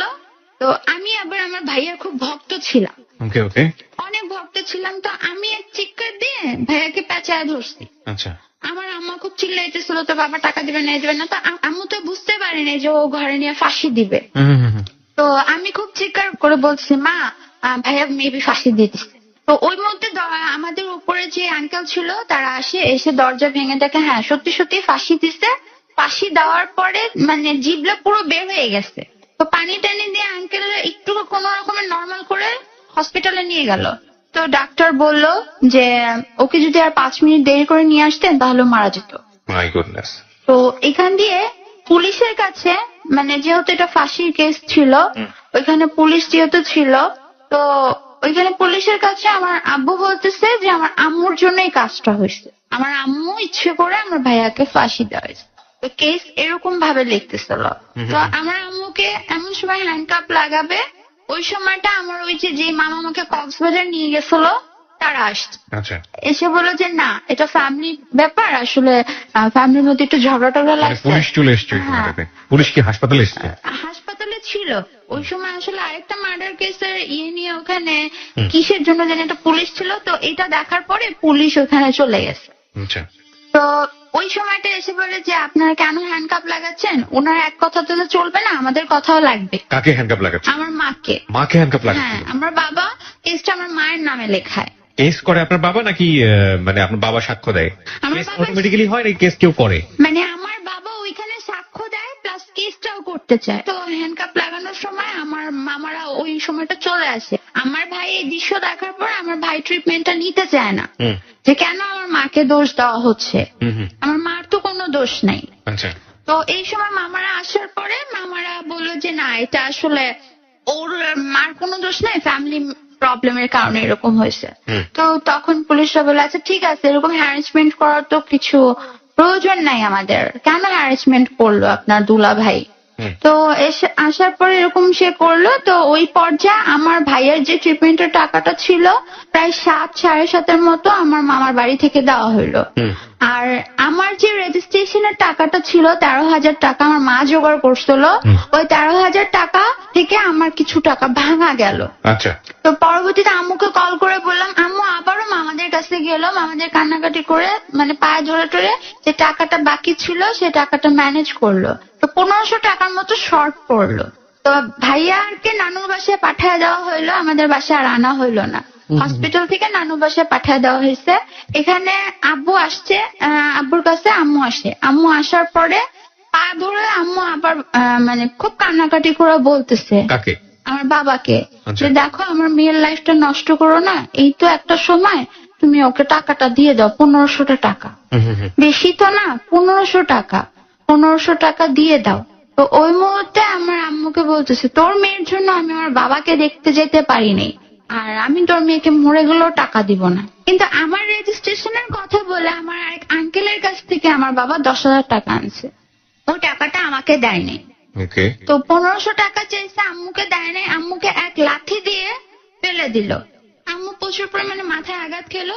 এই আঘাত নিয়ে আবারও আম্মু আব্বুকে কান্নাকাটি করে বললো, দিয়ে দাও না 1500 টাকা, 1500 টাকা দিলে কি হয়। তো ওই মুহূর্তে আম্মু বলতেছে যে তুমি যদি না দাও তাহলে আমি ফাঁস নেব। This is unthinkable story. এবং আমরা সবসময় একটা কথা বলি যে মানুষ বাধ্য হয়েই অন্যায়ের পথ বেছে নেয়। কেউ আসলে ইচ্ছা করে অপরাধী হয় না। লোভ একটা অবশ্যই কারণ, কিন্তু লোভে পড়ে কতজনই বা আমাদের সমাজে অপরাধী হন। তার চাইতে বাধ্য হয়ে যে অপরাধী হন সেটার সংখ্যা বোধ হয় বেশি। যাহা বলিব সত্য বলিবর পরিসংখ্যান সবসময় সেই কথাটিই বলে। 5 মিনিট পর আরো একবার স্বাগত রয়্যাল টাইগার ড্রিঙ্ক প্রেজেন্স যাহা বলিব সত্য বলিবতে। আর যে কিবরিয়ার সাথে আপনি শুনছেন শিশিরের জীবনের অপ্রিয় সত্য। প্রিয় শ্রোতা, আমরা কথা না বাড়িয়ে তার কাছে আবারও ফিরছি। জি বলুন, আপনি যেখানটায় থেমেছিলেন তারপর। আম্মু বলতেছে আমি ফাঁস নিব। তো আব্বু বলতেছে তুই ফাঁস নেই, আমার কিছু করার নেই, তোর ছেলেও নিছে তুইও নেই। তো এই কথাটা শোনার পরে তো আমি জোরে জোরে চিল্লায় চিল্লায় বলতেছি, তুমি যে এই কথা বললা, আমি কিন্তু খারাপ হয়ে দেখা দিব, তোমাদেরই নাম যাবে, আমার কিচ্ছু হবে না। তো আব্বু বলতেছে খারাপ হ গিয়ে, যদি তুই খারাপ হইতে পারিস হ, আমার তো কিছু বলার নাই, আমি তো আগেই বলছি তুই দেহ ব্যবসা কর কি। এই কথাটা বলতে বলতে একটা পর্যায়ে আম্মু বলতেছে তুই কান্নাকাটি করিস না, আমি দেখি কোথাও থেকে ম্যানেজ করতে পারি কিনা। তো পাশের বাসার এক আন্টির কাছ থেকে 1500 টাকা ম্যানেজ করে আমার রেজিস্ট্রেশনটা হয়। তো যখন রেজিস্ট্রেশনটা হয়, এখান দিয়ে আরেকটা কথা বলতে ভুলে গেছি, এর মাঝখান দিয়ে আমার একটা ছেলের সাথে ফোনে কথা হয়। জি। আমি যখন ক্লাস 10 এর নতুন নতুন, তখন আমি একটা রেডিওর প্রোগ্রামে যাই। তো রেডিওর প্রোগ্রামটা এমন ছিল আর্জিং কোর্স করাবে। তো আমি অসম্ভব ভক্ত ছিলাম আরজেদের। তো আমার ভক্ত থাকার কারণে আমি ওই স্কুলে যখন আসে, যে স্কুলের কিছু স্টুডেন্টদের নিয়ে ওখানে প্রোগ্রামে অ্যাটেন্ড করাবে, তো আমি ওখানে নামটা দিয়ে দিই। নামটা দিয়ে দেওয়ার পর আমার একটা কল আসে ওখানে প্রোগ্রামের দিন। তো ওই প্রোগ্রামটাতে আমি যাই, প্রোগ্রামে আমি অ্যাটেন্ড করার পরে তো আমি মহা খুশি, আমার স্বপ্ন পূরণ হইতেছে, আমি আরজে দেখছি, আমি আরজে হব। আমি ভাবছি যে 19 থাকাকালীন আরজে হওয়া যায়। ওকে। তো ওই সময়টা থেকে ওই যে কোর্সের যে মালিকটা ছিল তার সাথে আমার একটা ভালো সম্পর্ক হয়ে যায়। সে আমাকে খুব গাইডনেস ভালো করে পড়াশোনা করো, তুমি ভালো একটা আর্য হতে পারবা, তোমার ভয়েসটা খুব সুইট, তুমি খুব সুন্দর করে কথা বলতে পারো, প্রেজেন্টেশন তোমার অনেক ভালো, ওকে তুমি ভালো করে পড়াশোনা করো, তোমাকে কথা দিচ্ছি ইন্টারের পরে তোমাকে আর্য তৈরি করে দেব। তো ওনারই এক রিলেটিভ, মানে কিরকম রিলেটিভ আমি তা জানি না, ওনার কাছ থেকে নাম্বারটা চুরি করে নিয়ে গিয়ে আমাকে কল দেয়। উনি থাকতো হলো বাহরাইন, মানে যে ছেলেটার সাথে আমার কথা হয় বাহরাইন থাকতো, আমি নামটা উল্লেখ করতে চাচ্ছি না, বাহরাইন থাকতো। তো ওই ছেলের সাথে আমার কথা হয়। ওই ছেলে যখন ফার্স্ট কল দিত আমি খুব বিরক্ত মনে করতাম, কেন কল দিচ্ছে। তো এক একদিন এক এক নাম্বার থেকে কল দিচ্ছে। তখন আমার জানা ছিল না যে বিদেশের নাম্বার গুলো নেট থেকে আসে। তো একদিন বকা দিয়ে কথা বললাম, এই তুই আমার ফোন দিস কেন, তুই আমাকে ফোন দিবি না, আর এক এক দিনে এক এক নাম্বার দিয়ে কেন কল দিস, তোর যদি সাহস থাকে একটা নাম্বার থেকে কল দিস। তো উনি আমাকে বলতেছে দেখো তুমি তুই তামারি করো না, তুমি তুই তামারি করলে জিনিসটাকে ভালো দেখায়, তুমি এত সুইট একটা মেয়ে, এত সুইট করে কথা বলো, তারপর আমি তুই তামারি করতেছি, তুই আমাকে কল দিবি না, তুই যদি আমাকে কল দিস তাহলে কিন্তু খবর আছে। এই কথাটা বলে সেদিন রেখে দিই, আবার কল দিই বিদেশি নাম্বার দিয়ে। তো তখন আবারও সেই লোকের ভয়েস পাওয়ার পরে সেদিন ওই লোকটাও খুব রেগে যায়।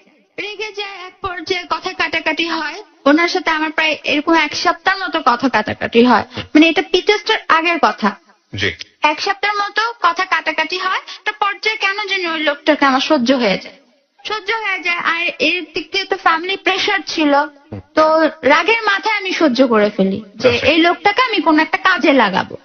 আমার কোন একটা কাজে লাগাবো। কোন একটা কাজে লাগাবো মানে হচ্ছে আপনার সেই যে প্ল্যান ছিল হ্যাঁ, আপনি আমি অর্থ ওনাকে আদায় করবেন। একটু আমার প্রতি সফট কর্নার তৈরি করে তারপরে আমি ওনার কাছ থেকে কিছু টাকা নেব। হুম, তো যেই কথা সেই কাজ। তো ওই লোকটা ম্যারিড পার্সন ছিল, আমি জানতাম না। হুম, ওই লোকটার প্রায় 40-41 মতো বয়স ছিল, সেটাও আমি জানতাম না। তো ওই লোকটার সাথে কথা বলতে বলতে বলতে বলতে ওই লোকটা আমার মামার বিয়ে আসে। হুম। তো মামার বিয়েতে যাব, ফোন তো একটা। তো আমার মা বলতেছে যে মামার বিয়েতে যাবি, কথাবার্তা কম বলবি। তো আম্মু দেখতে কথা বলি, কার সাথে কথা বলি, শিখার সাথে কথা বলতেছি। তো আম্মু শিখাকে খুব বিশ্বাস করতো হুম। যে শিখার সাথে কথা বলতেছিস, আচ্ছা ঠিক আছে বল। আমি ওভাবে বুঝতেই দিতাম না যে আমি অন্য কারোর সাথে কথা বলতেছি। এই ব্যাপারগুলো কিন্তু আমার মা জানে না, আমার ফ্যামিলি মেম্বার কেউ জানে না। আচ্ছা, তো ওই সময় করলো কি, মামার বিয়েতে যাব, তোমার তো কিছু টাকা লাগবে তাই না, মামার বিয়েতে যাবা, তারপরে আন্টির কাছে ফোন থাকবে, আমি ফোন কি করে দেব। তো আম্মুর কাছে আবার ফোনটা আমি বেশিরভাগ থাকতো, তখন আমি ফোনটা তেমন অ্যাভেলেবেল ইউজ করি না। তো আমি বলতেছি তো কি করব, কিছু করার নাই। তখন মানে আমি ওনার প্রতি একটু সফট কর্নার দেখাইতেছি। তো উনি আমাকে বলেই ফেলছে যে উনি আমাকে ভালোবাসে। তো আমি বলতেছি কিছু করার নাই, আমি কিছুদিন তোমার সাথে কথা নাই বলি, তখন তুমি করেই বলি। হুম। তো উনি আমাকে বলতেছে যে ঠিক আছে, আমি তোমাকে 5,000 টাকা পাঠাই, মানে যাতে তুমি একটা ফোন কিনে নাও। হ্যাঁ তুমি একটা ফোন কিনতে যেতে পারো। তো আমি আমার বান্ধবীর মাধ্যমে 5,000 টাকা উঠাই, ওর আবার অ্যাকাউন্ট ছিল। এই আপনার শুরু হলো এই আমার শুরু হলো যে ছেলেদের সাথে কথা বলা, কথা বলা এবং তাদের কাছ থেকে টাকা হ্যাঁ। আদায় করা। তো ওই দিল, দেওয়ার পরে আমি কি করলাম, আমি কম দামে একটা সেট কিনলাম, বাকিটা আমি জামা কাপড় কিনে টেনে শেষ করে ফেলছি। হুম। তো আমার আম্মু জিজ্ঞেস করতেছে তুই জামা কাপড় কোথায় পেলি। তো আমি বললাম যে মা শিখা দিছে। তো শিখাকে আমি আবার শিখাই দিছি, শিখা তোকে যদি আম্মু বলে যে জামা কাপড় কোথায় পেলি, তো তুই বলবি হ্যাঁ আমি দিছি। তো শিখাকে আমি এর জন্য আবার 200 টাকা লোড করে দিছিলাম আমার মোবাইলে। আচ্ছা, আচ্ছা, ওকে। তো ও ঠিক সেইভাবেই বললো আচ্ছা ঠিক আছে জামা কাপড় আমি দিছি এটাই বলবো। তা আম্মু গল ঘরে বলতেছে শিখা মা তুমি কি টাকা দিছো ওকে জামা কাপড় কিনতে। হ্যাঁ আন্টি আমি তো ওকে টাকা দিছি জামা কাপড় কিনতে। তো ওই লোকটার সাথে প্রতিনিয়ত কথা হতো, ওই লোকটা আমার প্রতি খুব উইক হয়ে পড়লো। শারীরিক কোনো কথা হইতো না, জাস্ট আমি একটু সেক্সি ভয়েসে কথা বললে উনি গলে যেত। আমি যদি বলতাম এখন সামনে থাকলে আমি তোমাকে তোমার এগুলো বললে উনি গলে যেত, দেখা যেত উনি খুব গদগদ হয়ে গেছে। তো একদিন আমি হঠাৎ করে বলতেছি যে আমার না কিছু টাকার দরকার, তুমি আমাকে টাকা দিবা। তো বলতেছে কত দরকার, কত বা দরকার, তুমি কি দিতে পারবা এই মুহূর্তে, যদি দিতে পারো তাহলে বলো। বলছে বলেই দেখো আমি দিতে পারি কিনা। তো বলতেছে এই তো 6-7 মতো দরকার। তো ও আমাকে তখন 7,000 টাকা পাঠাইলো, আবারও সে একই হিসেব টাকা পাঠাইলো। ওকে, ওকে। তো ওই টাকাটা দিয়ে আমি আমার টিচার খরচটা দিলাম। আমি আমার মাকে বুঝতেও দিলাম না যে আমার টিচাররা যে খরচটা পাইতো সেটা আমি দিচ্ছি। হুম, হুম। তো আমার মা তো বলতেছে তুই টিচারের কাছে পড়িস না, এ করিস না, তো তোর তো এসএসসি রেজাল্ট ভালো হবে না। তো টিচারের কাছে টাকাটা দেওয়ার পরে আমি টিচারকে ছেড়ে দিলাম। মানে 2-3 মাস আমি পড়লাম, 2-3 মাসে পড়া আমার তেমন হয়ও নেই। তো ওই যখন আমি টিচার ছেড়ে দিলাম, আম্মু আমাকে আবার বলতেছে টিচার গুলো ছেড়ে দিলি তাহলে এসএসসি তে পাশ করবে কিভাবে। আমি বলতেছে আল্লাহ আমাকে পাশ করাবে। তো টিচার প্রায় আমার 3টা টিচার ছিল, অ্যাকাউন্টিং ছিল, ইংলিশ ছিল আর ম্যাথ ছিল। তো ওই 3টা টিচারের টাকা 7,000 টাকার কিছুটা দেওয়ার পরে স্কুলের কিছু টাকা দিতে হয়। ওকে। তো আমি 2 মাসের মতো পড়ার পরে সিলেবাস তো কমপ্লিট করতে পারি না, যেহেতু আমার 9-এ কোনো পড়া হয় নাই। তো 10-এও আমি সিলেবাস কমপ্লিট করতে পারি না, কমপ্লিট করার না কারণে আমি মানে টাকার অভাবে টিচারটা ছেড়ে দিলাম। তো এইভাবে ওই লোকটার সাথে আমার পরিচিত।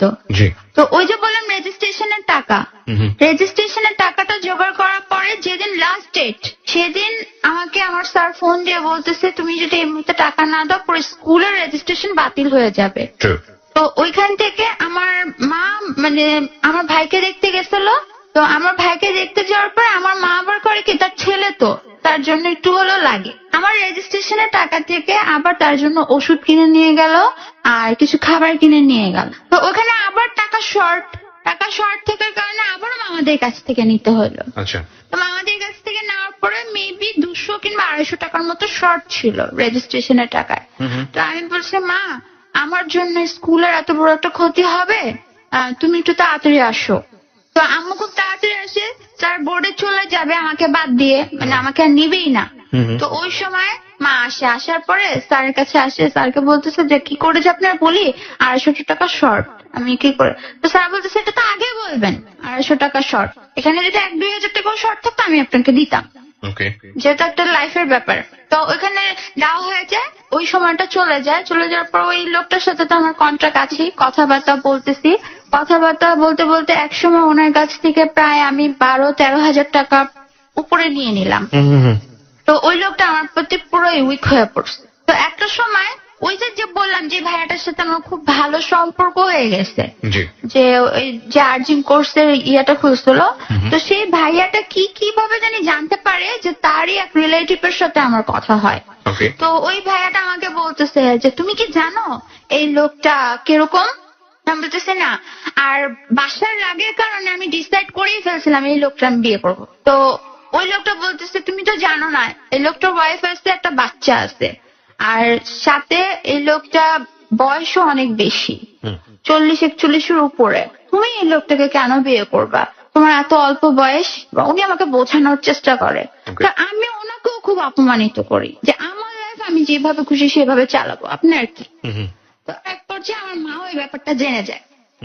আমার মা আমার খুব রিকোয়েস্ট করে যে মা তুই এই কাজটা করিস না, দরকার হলে আমি আমার 2টা কিডনি বিক্রি করে দিব তোর পড়ানোর জন্য, তুই যাতে সুখে থাকিস, আজ পর্যন্ত তো তুই যা চাইছিস আমি তাই দিছি, কোনো কিছুর অভাব রাখি নাই, এত কষ্ট করে হলো আমি তোরা পড়াইতেছি, তুই কেন এমন করতেছিস। তো আমি তখন ওই কথাটা বুঝলাম, বাবা বলছিল না আমাকে দেহ ব্যবসা করে পড়াশোনা করতে, তো এই জন্য আমি খারাপ হয়ে গেছি, আর আমি এটা করবো, আর আমি এই লোকটাকে বিয়ে করবো, এই লোকটা 40 হোক 41 হোক আমি বিয়ে করবো। তো এই কথা বলার পরে আম্মু এক পর্যায়ে খুব হার্ড হয় এই কথাটা শোনার পর। তা আম্মু বলতেছে আচ্ছা ঠিক আছে তোর যা খুশি মন চায় তুই তা কর। তাও তো মায়ের মন মানে না, প্রতিনিয়ত বাধা দেয়। তো এর মাঝখানে আরেকটা ছেলের সাথে আমার সম্পর্ক হয়, সেও রং নাম্বারে আসে, সে ফোনে আমাকে কল দেয় রাত 3টার দিকে। ওকে। তো মিস কলের মতো, তার পরের দিন আমি আবার ব্যাক করি, তো ফোনটা বন্ধ পাই, 2টা টেক্সট আসে, অটো যে টেক্সট গুলা থাকে ওগুলো আসে। তো আমি বলি ফ্রড বাটপার এরকম করে বকা দিতেছি ওই ছেলেটাকে। তো ওই ছেলেটাকে এই সাইডে তো উনি আছেই, আর ওই ছেলেটা তো বকা দেওয়ার পরে ওই ছেলেটা ফোন ব্যাক করছে। ব্যাক করার পরে ওই ছেলেটা বলছে সরি আমি তো কালকে আপনাকে মানে একটা ডিজিটের ভুল হওয়ার কারণে ফোন দিয়ে দিছিলাম, আপনি কিছু মনে করেন না। তো ওই ছেলেটা আমার ভয়েস শুনেই পাগল হয়ে গেছে। ওকে। আমি হাসতে হাসতে বলতেছি কিরকম পাগল, আপনি ডিজিট ভুল করে ফেলছেন রাত 3টার দিকে, ফাজলামি করার জায়গা পান না। তো ও আমার হাসি আর আমার ভয়েস শুনিয়ে পাগল হয়ে গেছে। তো এরপরে ওই ছেলেটা কল দেয়, আমি ফার্স্টে খুব খারাপ ব্যবহার করি, খারাপ ব্যবহার করতে থাকি যে আমার কাছে আর কল দিবেন না, কেন কল দেন, আপনার বাসায় কি মা বোন নাই। ইনফ্যাক্ট এটা আপনি ন্যাচারালি করছেন নাকি এগুলো প্ল্যান করেই করছেন? না ওই ছেলেটার সাথে আমার কোনো প্ল্যান নেই। ওকে। আর যে যতজনই আসছে সবই প্ল্যান করে? না প্ল্যান করে না, মানে আমি নিজের ইচ্ছে কোনোটা আনি নেই, Okay. সবাই রং নাম্বার আমার সাথে কালেকশন। কিন্তু আপনার টার্গেটই থাকতে এটা যে আর যে আসতো যদি আমার প্রতি ফেসে যেত তখন আমি বলতাম যে না আমি একে কোনো কাজে লাগাবো। ওকে, মানে কাজে লাগাবো বলতে কি আমি টাকা আর্ন করবো। হ্যাঁ। ওকে। তো ওই যে বিদেশি ছেলেটা এই ব্যাপারটা নিয়ে খুব লেগে যায়। ওই বিদেশি ছেলেটা বলে যে দেখো আমার বয়স পড়া খুব কম, এই জন্য আমি বিয়ে করতে চাচ্ছি, তুমি তো অল্প বয়সের মেয়ে, তোমার তোমার বেশি হবে, তুমি এসব ব্যাপারে কিছু বোঝো, আর তুমি দেখতেও খুব। একটা পর্যায়ে কথাটা আমাকে বলতেছে যখন আমি ওনার বিয়ের কথাটা বলি, তা আমি বলে আপনি কিভাবে দেখছেন, বলে আমি আমার ওই রিলেটিভের অফিসে তোমাকে দিই, ওকে। আর তোমার সাথে আমি খুব মজা পাবো। তো আমি একটা পর্যায়ে খুব রেগে গিয়ে বললাম এই কারণে আপনি আমাকে বিয়ে করতে চাচ্ছেন, এই কারণে আপনি আমাকে টাকা ইনভেস্ট করছেন আমার পিছে, আমার প্রতি কোনো ভালোবাসা নাই। ভালোবাসা আছে কিন্তু মেইন উদ্দেশ্য আমার এইটা। সে আমাকে এই কথাটা বলে, এই কথাটা বলার পর ওনার সাথে আমার খুব ঝগড়া লাগে এই ব্যাপারটা। উনি আমাকে আবারও বলতেছে যে দেখো বোঝার চেষ্টা করো, পৃথিবীটাই জন্য, অন্য কিছুর জন্য না, এই জন্যই আমি তোমাকে পছন্দ করছি, আর তুমি দেখতো ওরকম, তোমাকে ভালো লাগে, আর তোমাকে যে দেখবে সেই পছন্দ করে। তো একটা পর্যায়ে আমি বললাম আচ্ছা ঠিক আছে আমি বিয়ে করবো, আপনার বউ বাচ্চা নিয়ে বিয়ে করবো, আমার কোনো সমস্যা নাই, কিন্তু আমার কিছু চাহিদা আছে। উনি বলতেছে কি, আমার প্রতি মাসে 20,000 টাকা করে লাগবে। আমি তখন বললাম ওকে। তো উনি বলতেছে আচ্ছা ঠিক আছে। তো উনি আমাকে বলছে বিয়ের পর উনি আমাকে বাহরাইন নিয়ে চলে যাবে। তো বাহরাইন নিয়ে চলে যাবে, আমি বলছি আচ্ছা ঠিক আছে আমি বাহরাইন যাবো ঠিক আছে, বাট আমার প্রতি মাসে 20,000 টাকা করে আমার হাতে দিতে হবে। উনি বলছে আচ্ছা ঠিক আছে। তো ওই টাইমটাতে ওনার যে রিলেটিভ ওনার কাছে আবার শুনতে পারি ওনার বউ যে মানে আমার যার সাথে কথা হয় তার পেটে বাচ্চা, সে প্রেগনেন্ট। এটা শোনার পরে আমি ওই ভদ্রলোকের সাথে আবার কথা বলি যে আপনার বউ তো পাওয়ার নেই, তাহলে উনি প্রেগনেন্ট হলো কি করে?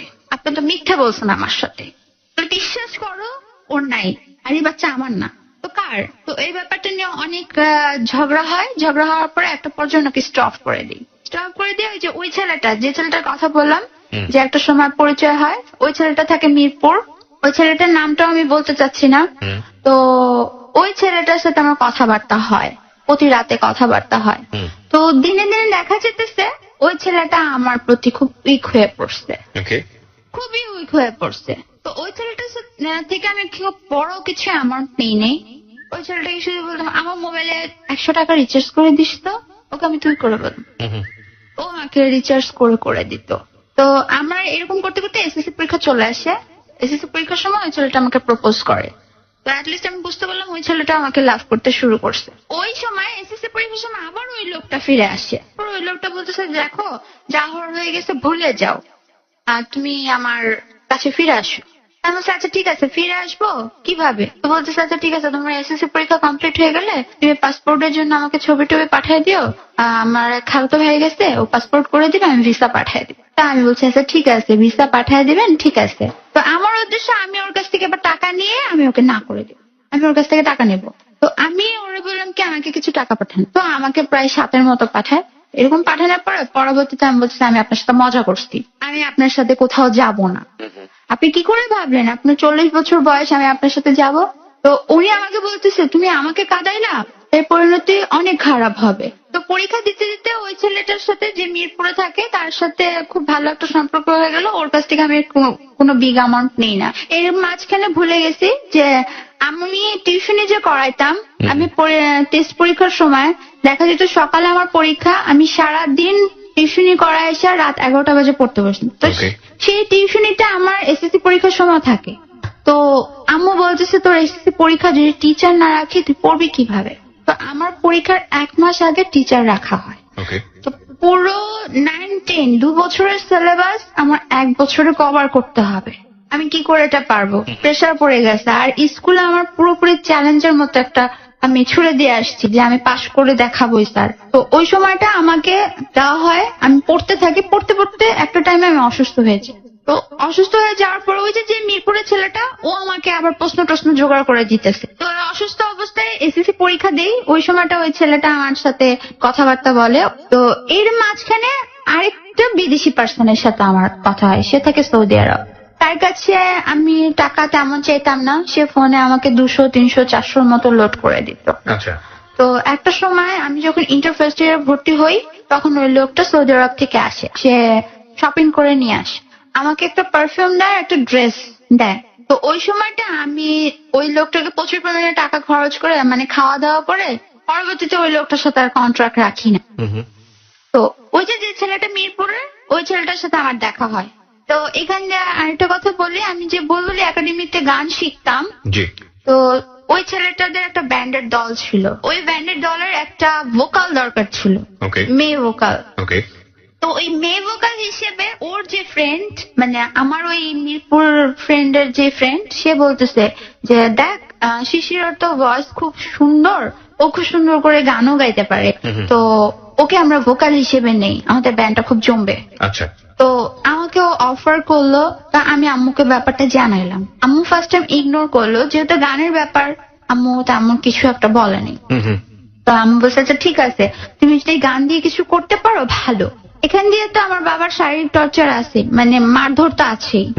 তো ওই মারধর করতেই থাকে, আম্মুকেও করতে থাকে, আমাকেও করতে থাকে, বিয়ের জন্য মাঝখানে আবারও প্রেশার দেয়। তো এই পর্যায়ে আমি ওই মানে মিরপুরের ছেলেটার সাথে মানে ওই ব্যান্ডের দলে যোগ দিই ভোকাল হিসেবে।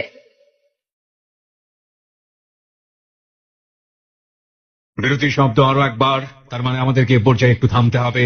মাত্র 4 মিনিটের বিরতি। 4 মিনিট পর আমি আরজে কিবরিয়া আবারও আপনাকে সাথে করে ফিরে আসছি রয়্যাল টাইগার ড্রিঙ্ক প্রেজেন্স যাহা বলিব সত্য বলিবতে।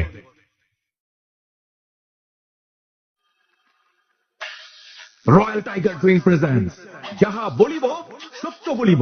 Recharge yourself.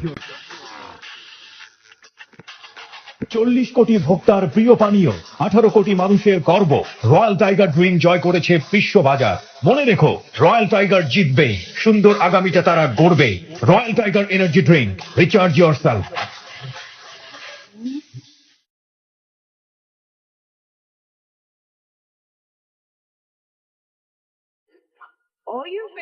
All your favorite, all day long, only on FM 89.2.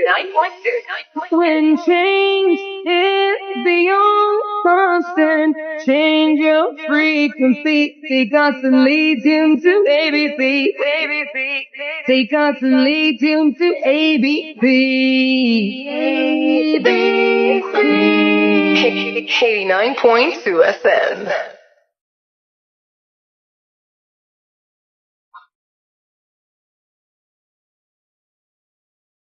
All your favorite, all day long, only on FM 89.2. When change is beyond constant, change your frequency. Take us and lead you to ABC. Take us and lead you to ABC. ABC. 89.2 FM. Royal tiger drink presents যাহা বলিব সত্য বলিব, recharge yourself.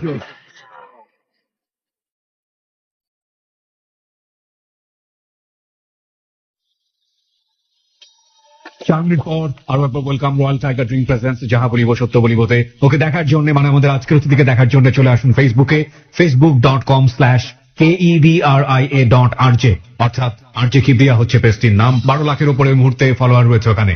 প্রিয় শ্রোতা, আমরা আবারও ফিরছি মূল গল্পে। বলুন তারপর। তারপর ওইখানে যোগ দেওয়ার পরে ওই ছেলেটা আমাকে খুব বাজে বাজে কথা বলে। তো ওই ছেলেটাকে আমি খুব পছন্দ করতাম, যার সাথে আমি ব্যান্ডের দলে যোগ দিলাম। ওর থেকে আমি তেমন কিছু করি নাই, মানে জাস্ট রিচার্জ গুলোই নিতাম, অন্য কিছু নিতাম না।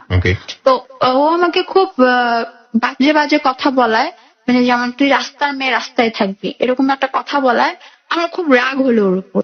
রাগ হওয়ার কারণে ওর সাথে টোটালি আমি কন্ট্রাক্ট বন্ধ করে দিলাম। বন্ধ করে দিয়ে আমার যে কলেজ ফ্রেন্ড হিন্দু ছেলে ছিল, ওর সাথে আমি একটা সম্পর্ক সৃষ্টি করলাম কি ওই ছেলেটা আমাকে পছন্দ করতো।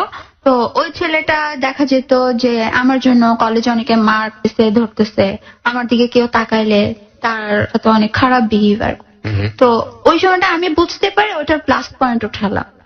তো যেমন ও যেটা আমার উপরে এতটাই নার্ভাস, তাহলে এক কাজ করি, আমার তো ইন্টারটা ভালো করে পড়তে হবে।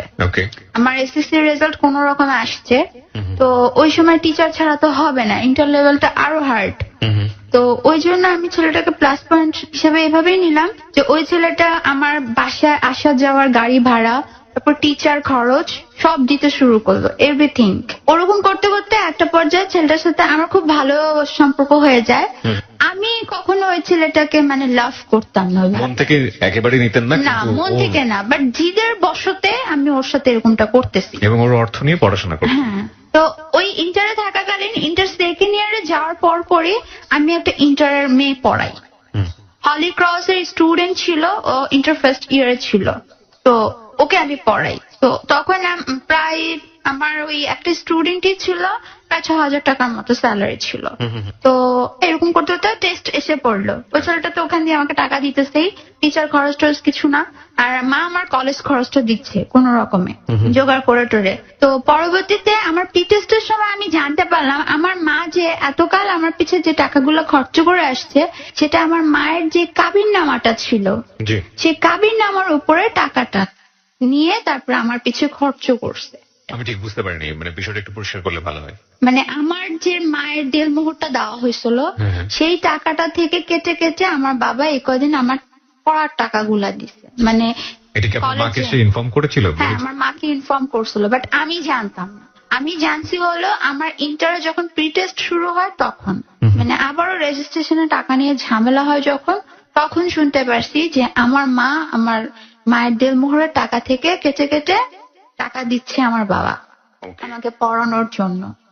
তো ওই সময়টা আরো বেশি আমার রাগ চড়ে গেল, ওই ছেলেটা থেকে আরো বেশি হিউজ পরিমাণে টাকা নেওয়া শুরু করলাম। এর মধ্যে আরেকটা ছেলের সাথে আমার সম্পর্ক হলো, সে থাকে হলো আপনার শান্তিনগর। ওকে। তো ওই ছেলেটার কাছ থেকে তেমন টাকা নেই নেই, প্রায় 3-4 মতো নিয়ে ওই ছেলেটার সাথে আমি কন্ট্রাক্ট বন্ধ করেছি। কিন্তু আমার যে কলেজ ফ্রেন্ডটা ছিল তার সাথে আমার কন্ট্রাক্ট ছিল। জি। তো প্রিটেস্ট দিচ্ছি, প্রিটেস্ট দেওয়ার পর আমি ওই যে বললাম যে টিউশনিটা পাই, ওটা আমি করতেছি। এখন আর আমি ওর কাছ থেকে তেমন টাকা নিচ্ছি না। আচ্ছা। মানে আমার নিজের কাছেই খারাপ লাগতেছে যে আমি তো কতজনকে এরকম করলাম, থাক আমি আর এটা থেকে টাকা নিব না। তো ওকে আমি বলতেছি যে ঠিক আছে, আমি টাকা নিয়ে তোর আর হেল্প করার প্রয়োজন নেই। তো ও আমাকে বলতেছে যে একটা কথা বলি তোকে, বলছিস তুই আমাকে লাভ করিস? তো তখন আমি ওকে লাভ তেমন ভাবে করি না, কিন্তু রাগ বসত বলতেছি হ্যাঁ করি। আর বাবার উপরে রাগ করে বলতেছি আচ্ছা ঠিক আছে যাই হোক হিন্দু ছেলেকেই বিয়ে করবো। মানে রাগ করে বলছেন এটা? হ্যাঁ, মানে আমি জিদ করে বলতেছি, এগুলো সব কিন্তু আমার বাবার উপরে জিদ করে বলা, যে আমার মার এই কাবিন নামা দিয়ে আমার পড়তে হচ্ছে, তো এর চেয়ে ভালো একটা হিন্দু ছেলেকে বিয়ে করা। তো ওই ছেলেকে আমি এটাও বলছি তুই যদি মুসলিম না হস আমি হিন্দু হয়ে বিয়ে করবো, সমস্যা নেই। তো ও কি করছে, ও মুসলিম হয়েছে আমাকে বিয়ে করার জন্য। ওই পর্যায়ে বাবার সাথে আবারও লাগে আম্মু। মুসলিম হয়ে গেল আপনাকে বিয়ে করার জন্য হ্যাঁ, ছেলেটা? ওই ছেলেটা আমাকে বিয়ে করার জন্য মুসলিম হইলো। এই ছেলেটা কত নম্বর ছিল? এই ছেলেটা ছিল হলো ওই যে 2 বিদেশের লোক যাওয়ার পরে মিরপুরের ছেলেটার সাথে কন্ট্রাক্ট হওয়ার পরে, মানে 4 নম্বরে। 4 নম্বরের ছেলেটা। এই ছেলেটা মুসলিম হলো আপনাকে বিয়ে করার জন্য। হ্যাঁ। আপনার টার্গেটটা কি ছিল এই ছেলেটাকে নিয়ে? এই ছেলেটাকে মানে তেমন ঠকানোর ইচ্ছে ছিল না, মানে আমি বাবার উপরে জেদ করে এই ছেলেটাকে বিয়ে করতে চেয়েছিলাম আচ্ছা। যে করব। ওকে। তো এই ছেলেটা থাকাকালীন একটা ছেলের কাছ থেকে আমি 4000 টাকার মতো নেই, সে শান্তিনগর থাকে। তার মানে আপনি এই ছেলেটার প্রতিও কমিটেড ছিলেন না? অফকোর্স না। থাকলে তো অফকোর্স আপনি অন্য ছেলের কাছ থেকে টাকা নিতেন না। তো তারপরে এই ছেলেটা মুসলিম হয়ে যাওয়ার পরে আমার রেজিস্ট্রেশনের টাকা নিয়ে আবার আম্মুর সাথে লাগে। আম্মুর সাথে লাগার পর তো আম্মু বলতেছে তুমি প্রতিবার কেন এমন করো, তোমারও তো মেয়ে, তোমারও তো রক্ত, তুমি এরকম কেন করো, তুমি কেন দিবা না? তো ওই পর্যায়ে আমারই সামনে আমার বাবা বলতেছে যে ও আমার মেয়ে না, আমি ওকে স্বীকার করি না, ও আমার মেয়ে না, ও অন্য আরেকজনের মেয়ে। এটা কে বললো? আমার বাবা বলছে আপনার সামনে? আমার সামনে। তো এখান দিয়ে আর একটা কথা বলি, আমার আব্বুর একটা ফ্রেন্ড ছিল যে কেবি রোডে যখন থাকতো, ওনার নাম শরীফ ছিল। তো ওইখানে আরেকটা আন্টি ছিল, ওনাকে নিয়ে একটা বাজে ইঙ্গিত তুলছিল আমার আম্মুকে নিয়ে। সে ভাবি ভাবি বলে ডাকতো, প্লাস বড় আপু বলে ডাকতো। কিন্তু যে আন্টি ছিল সে আন্টিটা খুব খারাপ ছিল। সে ওই দিক থেকে আব্বুরকে একটু বাজেভাবে কথা বলে যে শরীফের সাথে আপনার বোর অবৈধ সম্পর্ক আছে, কিন্তু তেমন কিছুই না। তো ওই আন্টিটার কথাটা শোনার পরে আব্বুকে যখন বলে, আব্বু আবার শরীফ আঙ্কেলকে বলে দেয়, এটা আমার জন্মেরও আগের ঘটনা। তো শরীফ আঙ্কেলকে বলে দেওয়ার পর শরীফ আঙ্কেল আন্টিকে খুব পরিমাণে মারে। মানে এত মিথ্যে কথা কেন বলবেন, মানে উনি ওই মহিলাটা ওই এলাকার ছিল, প্রস্টিটিউট ছিল। ওই মহিলাটাকে মেরে ওই এলাকা মানে থেকে বের করে দেয়। তো ওই আঙ্কেল বলে দেখো ওরকম কোন আমাদের সাথে সম্পর্ক নাই, আমি ভাবিকে আমার বড় বোন মানি, তুমি এটা ভুল বুঝো না। তো ওই জ্যাট ধরে আব্বু এটা মনে করে, মানে মনে করে না, সে ওই জ্যাটটাই মানে ওই যে যৌতুকের যে একটা আছে ওইটা নিয়ে বা এটা মিশানোর পরে ওইটা ধরে। এখন ওই আঙ্কেল বেঁচে নেই। তো তখন বলতেছে ও তো শরীফের মেয়ে, ও আমার মেয়ে না। মটি খালা ঠিকই বলছিল, ও শরীফের মেয়ে, তো আমার মেয়ে না। তো ওই কথা শোনার পরে আমি দাঁড়ানো ছিলাম, দাঁড়ানো থেকে বসে পড়ছি, এটা কি বলতেছে, এত বছর ধরে আমি যাকে বাবা হিসেবে মানি সে আমার বাবা না, এটা কি বলতেছে, সে আমার জন্মটা কেন মিথ্যে করে দিচ্ছে। Okay okay, nothing to say, totally speechless. But বারবারই বলি, ও যে ধরনের অপরাধ করেছে সেগুলো ওর সিচুয়েশনের থেকে সেটাকে কি আপনি খুব বড় রকমের অপরাধ বলবেন? আমরা স্টোরির দিকে আরেকটা আগাই, বলেন। তারপর এটা বলার পর আমি মানে ওই অবস্থায় সেন্সলেস হয়ে যাই। তো আমার আম্মা আমার পাশে বসে ছিল। দুনিয়ার কোনো মেয়ে তার জন্ম নিয়ে কতটা বলছে কিনা আমি তা জানি না। আমার আম্মুকে আমি বলতেছিলাম, মা আমি আসলেই তোমাদের কেউ নাকি অন্য কেউ, আসলে তো আমি আমার এই বাবার জন্মের। তো আমার মা এই কথাটা শোনার পরে আমাকে গালে 2টা থাপ্পড় মারে। তুই এই কথা কেন বলতেছিস, তুই জানিস তুই কার জন্মের? আমি তো একটু আগেই তো বাবা বললো ওনার জন্মের আমি না। তো এই কথাটা আবার আমি সেদিনই আমার ছোট চাচাকে ফোন দিয়ে জিজ্ঞেস করছি, যে আমার নিজের কাছে একটা প্রশ্ন জাগতেছিল যে আমি কি আসলে ওনার জন্মের। তো আমি ছোট চাচাকে জিজ্ঞেস করে বলতে চাচা, চাচা তুমি একটা কথা বলো, যে আমি কি আসলে তোমার ভাইয়ের ঘরের না অন্য কারো ঘরে। আমার ছোট চাচা আমাকে খুব বকা দিয়ে বলতেছে, কি বলতেছে উল্টা পাল্টা। তো ওই মতো আমার মা খুব কান্নাকাটি করে। তো ওই অবস্থায় আবার আমার মায়ের যে দেলমোহরটা থাকে ওইটা থেকে আমার রেজিস্ট্রেশনের টাকা দেওয়া হয়। আবারও সে একই কাজ। মানে আমি যতটুকু বুঝতে পারছি যে আপনার এই পড়াশোনার খরচটা আসলে দিচ্ছে আপনার মা, এবং আপনার বাবা তাকে কন্ডিশন দিয়েছে যে আমি টাকাটা দিব কিন্তু তোমার দেনমোহর থেকে সেটা পরিশোধ হবে। হ্যাঁ। ওকে। তো ওই যে হিন্দু ছেলেটা মুসলিম হলো, তো ও আমাকে একটা সময় বলতেছে কি যে আমার না কিছু টাকার প্রয়োজন। তো তখন জানি আমি কেমন একটু চেঞ্জ হয়ে গেলাম। কত টাকার প্রয়োজন? ও বলতেছে আমার প্রায় 500 এর মতো প্রয়োজন। তো আমি বলছি আচ্ছা কিসের জন্য? ও মানে বললো কি যে রেজিস্ট্রেশনের টাকা একটু গ্যাপ আছে। রেজিস্ট্রেশনের টাকায় গ্যাপ আছে, ওকে। তো আমি আমার স্যালারিটা উঠায় না প্রায় 6000 টাকার মতো ওকে দিলাম। দেওয়ার পরে আমি জানতাম না আরেকটা মুসলিম মেয়ের সাথে সম্পর্ক। ওকে, যে ছেলেটা আপনার জন্য মুসলমান হলো, ওই মুসলিম মেয়েটাকে ও বিয়ে করছে। বিয়ে করে ফেলেছে। ও আমার টাকা দিয়ে ওই মুসলিম মেয়েটাকে বিয়ে করছে। তো ওই পর্যায়ে পরীক্ষা দিলাম, দেওয়ার পরে মানে রেজাল্ট আমাদের বের হলো। রেজাল্ট বের হওয়ার পরে আমি জানতে পারলাম ওই ছেলেটা মুসলিম মেয়েটাকে বিয়ে করছে। তো ওটাই ওখানে শেষ। ওকে। তো তারপর আরেকজন, সে একজন প্রকাশক ছিল, সেও আমাকে রং নাম্বারে কল করছে। প্রকাশক মানে কি ধরনের বই প্রকাশ করে? হ্যাঁ, সে বই প্রকাশ করে, যে গল্পের বইগুলো সেগুলো প্রকাশ করে। তো সেও আমাকে কল করছে রং নাম্বারে। আমি কাউকে ইচ্ছে করে কল দেইনি, সবাই রং নাম্বারে আসছে। তখন আমি ফেসবুক ইউজ করি না। তো সে আমাকে কল দিছে, সে আমাকে বলতেছে যে আমি তোমাকে চিনি, আমার একটা ফ্রেন্ডের থেকে নাম্বার নিছে, আমি তোমাকে চিনি, তোমার কথাবার্তা আমি শুনছি, তোমাকে আমার ভালো লাগছে।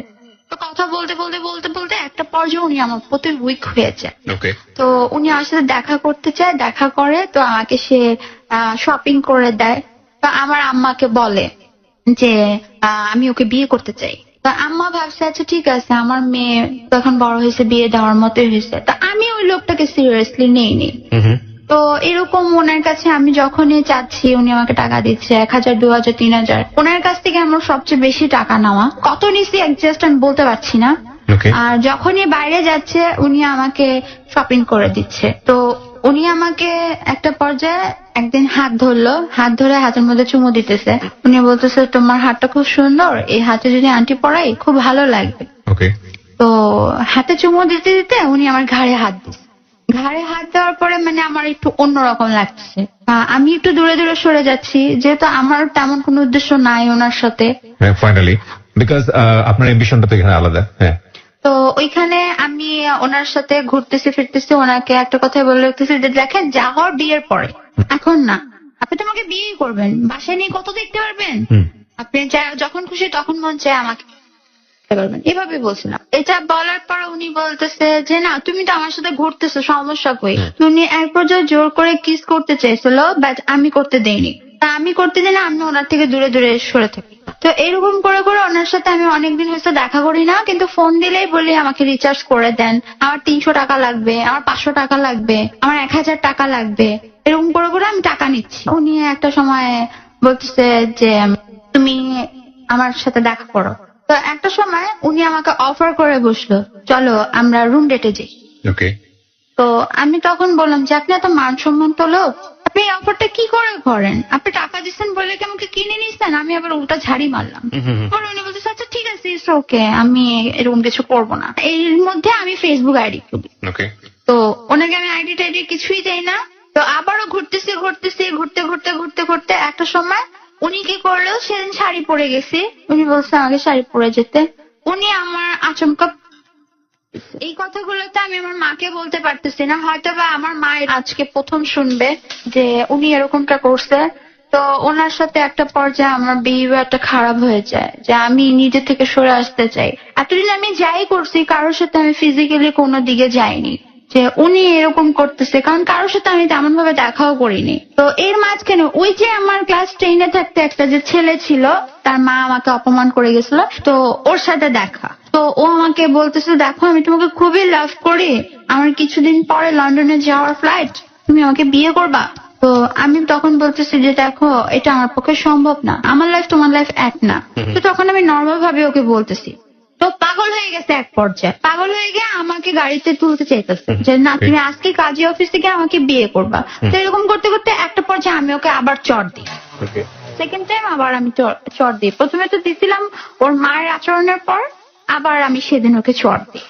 তো চড় পাওয়ার পর ও আমাকে বলতেছে আমি তোমাকে বলে গেলাম যে তুমি কোনোদিন ভালোবাসা পাবা না, ছেলেদের মন নিয়ে খেলো, কোনোদিন ভালোবাসা পাবা না, তুমি আমাকে কাঁদাইছো না, তোমাকে তোমার লাভার কাঁদাবে। ওকে, এই ছেলেটা বলেছিল? হ্যাঁ, এই ছেলেটা বলে গেল। তো আমি ওটা নর্মালি ভাবে নিচ্ছি। তো কাঁদতে কাঁদতে চলে গেছে আর বলে গেল যদি জীবনে কোনোদিন মনে হয় যে আমি তোমার যোগ্য, তাহলে তুমি আমার সাথে যোগাযোগ করো। সেটা তো সেকেন্ড টাইম ছিল নাকি আগে ছিল এই কথাগুলো? না, এটা আমার এই টাইমে ছিল? সাথে, হ্যাঁ এই টাইমে কথা হলো যখন ও লন্ডন চলে যাবে ওই সময়টা। তো ওই ছেলেটা চলে গেল, এরপরে কি হয়েছে আমি তা জানি না। আর ওই যে বললাম প্রকাশক, উনি ওই যে এরপরে সেদিন তো মানে আমি ওনার সাথে রুট ব্যবহার করে চলে আসছি। আম্মু বলতেছে কি রে ওনার খবর কি, ওনার কথাটা আবার আম্মু জানতো। তো আম্মুকে আমি এত কিছু বলি নাই যে উনি এরকম এরকম করছে। একটা পর্যায়ে আবারও সে আমাকে কল দেয়, মাঝখানে যখন বন্ধ হয়ে যায় আবারও কল দিয়ে সরি চেয়েছে যে সরি আমি তোমার সাথে জীবনে এরকমটা আর করবো না, তুমি আমাকে বিয়ে করতে রাজি হও। ততদিনে আমি না করে ফেলছি। তো আম্মু আবার না করে ফেলছে, কারণ আম্মুর সাথে কথা দিয়ে সে কথা ভঙ্গ করছে যে আমি আপনার মেয়েকে বিয়ে করব, কিন্তু কথা দিয়ে কথা রাখতে পারে নাই। তো আবারও সে আমাকে ফোন দেওয়ার পরে আমি আবারও একটা কাজই করলাম, তার কাছ থেকে টাকা নিচ্ছি। এই প্রকাশকের সাথে কাজ থেকে? হ্যাঁ, আবারও তার কাছ থেকে টাকা নিচ্ছি, বাট এবার আর দেখা করছি না। উনি আমার সাথে দেখা করতে চাচ্ছে। তো এরই মাঝখানে ফেসবুক আমি খুলি। তো ফেসবুকে আমার একটা ছেলের সাথে বন্ধুত্ব হয়।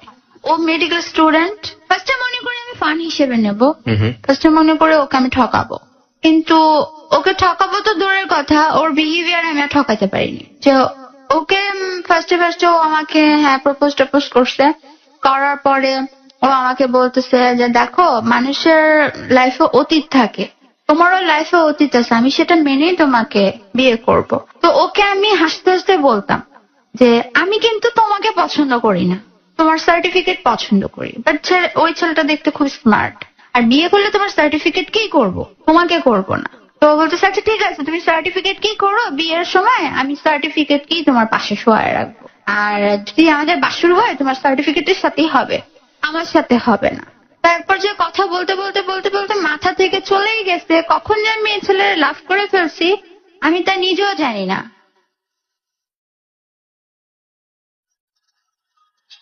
বিরতির সময় হলো আরো একবার। 5 মিনিট পর আমরা অনুষ্ঠানের শেষাংশে ফিরবো। Stay tune on ABC radio FM 89.2। Royal tiger drink presents যাহা বলিব সত্য বলিব, রিচার্জ ইয়োরসেলফ। 40 কোটি ভোক্তার প্রিয় পানীয়, 18 কোটি মানুষের গর্ব, রয়্যাল টাইগার ড্রিঙ্ক জয় করেছে বিশ্ব বাজার। মনে রেখো রয়্যাল টাইগার জিতবে, সুন্দর আগামীটা তারা গড়বে। Royal Tiger energy drink, recharge yourself.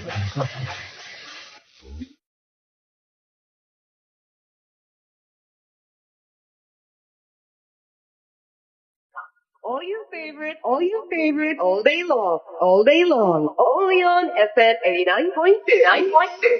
When change is beyond constant, change your frequency. Seek us and lead you to ABC. Seek us and lead you to ABC. ABC. 89.2 FM. Royal tiger drink presents যাহা বলিব সত্য বলিব, recharge yourself.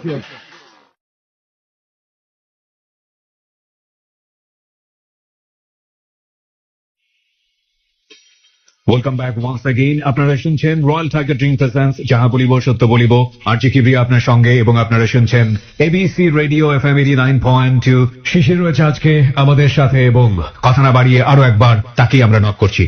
ওকে, যে ছেলেটার সঙ্গে আপনি বর্তমানে সম্পর্ক করছেন, সেই ছেলেটা আপনি বলছিলেন যে মেডিকেলে পড়াশোনা করছে, ও কি জানে আপনার আদ্যপান্ত সবকিছু, নাকি আজকের এই অনুষ্ঠানে সে জানবে ফার্স্ট? ও জানে। ও জানে। ওর কোনো অতীত আপনি জানেন? ওর এরকম কোনো পাস্ট নাই।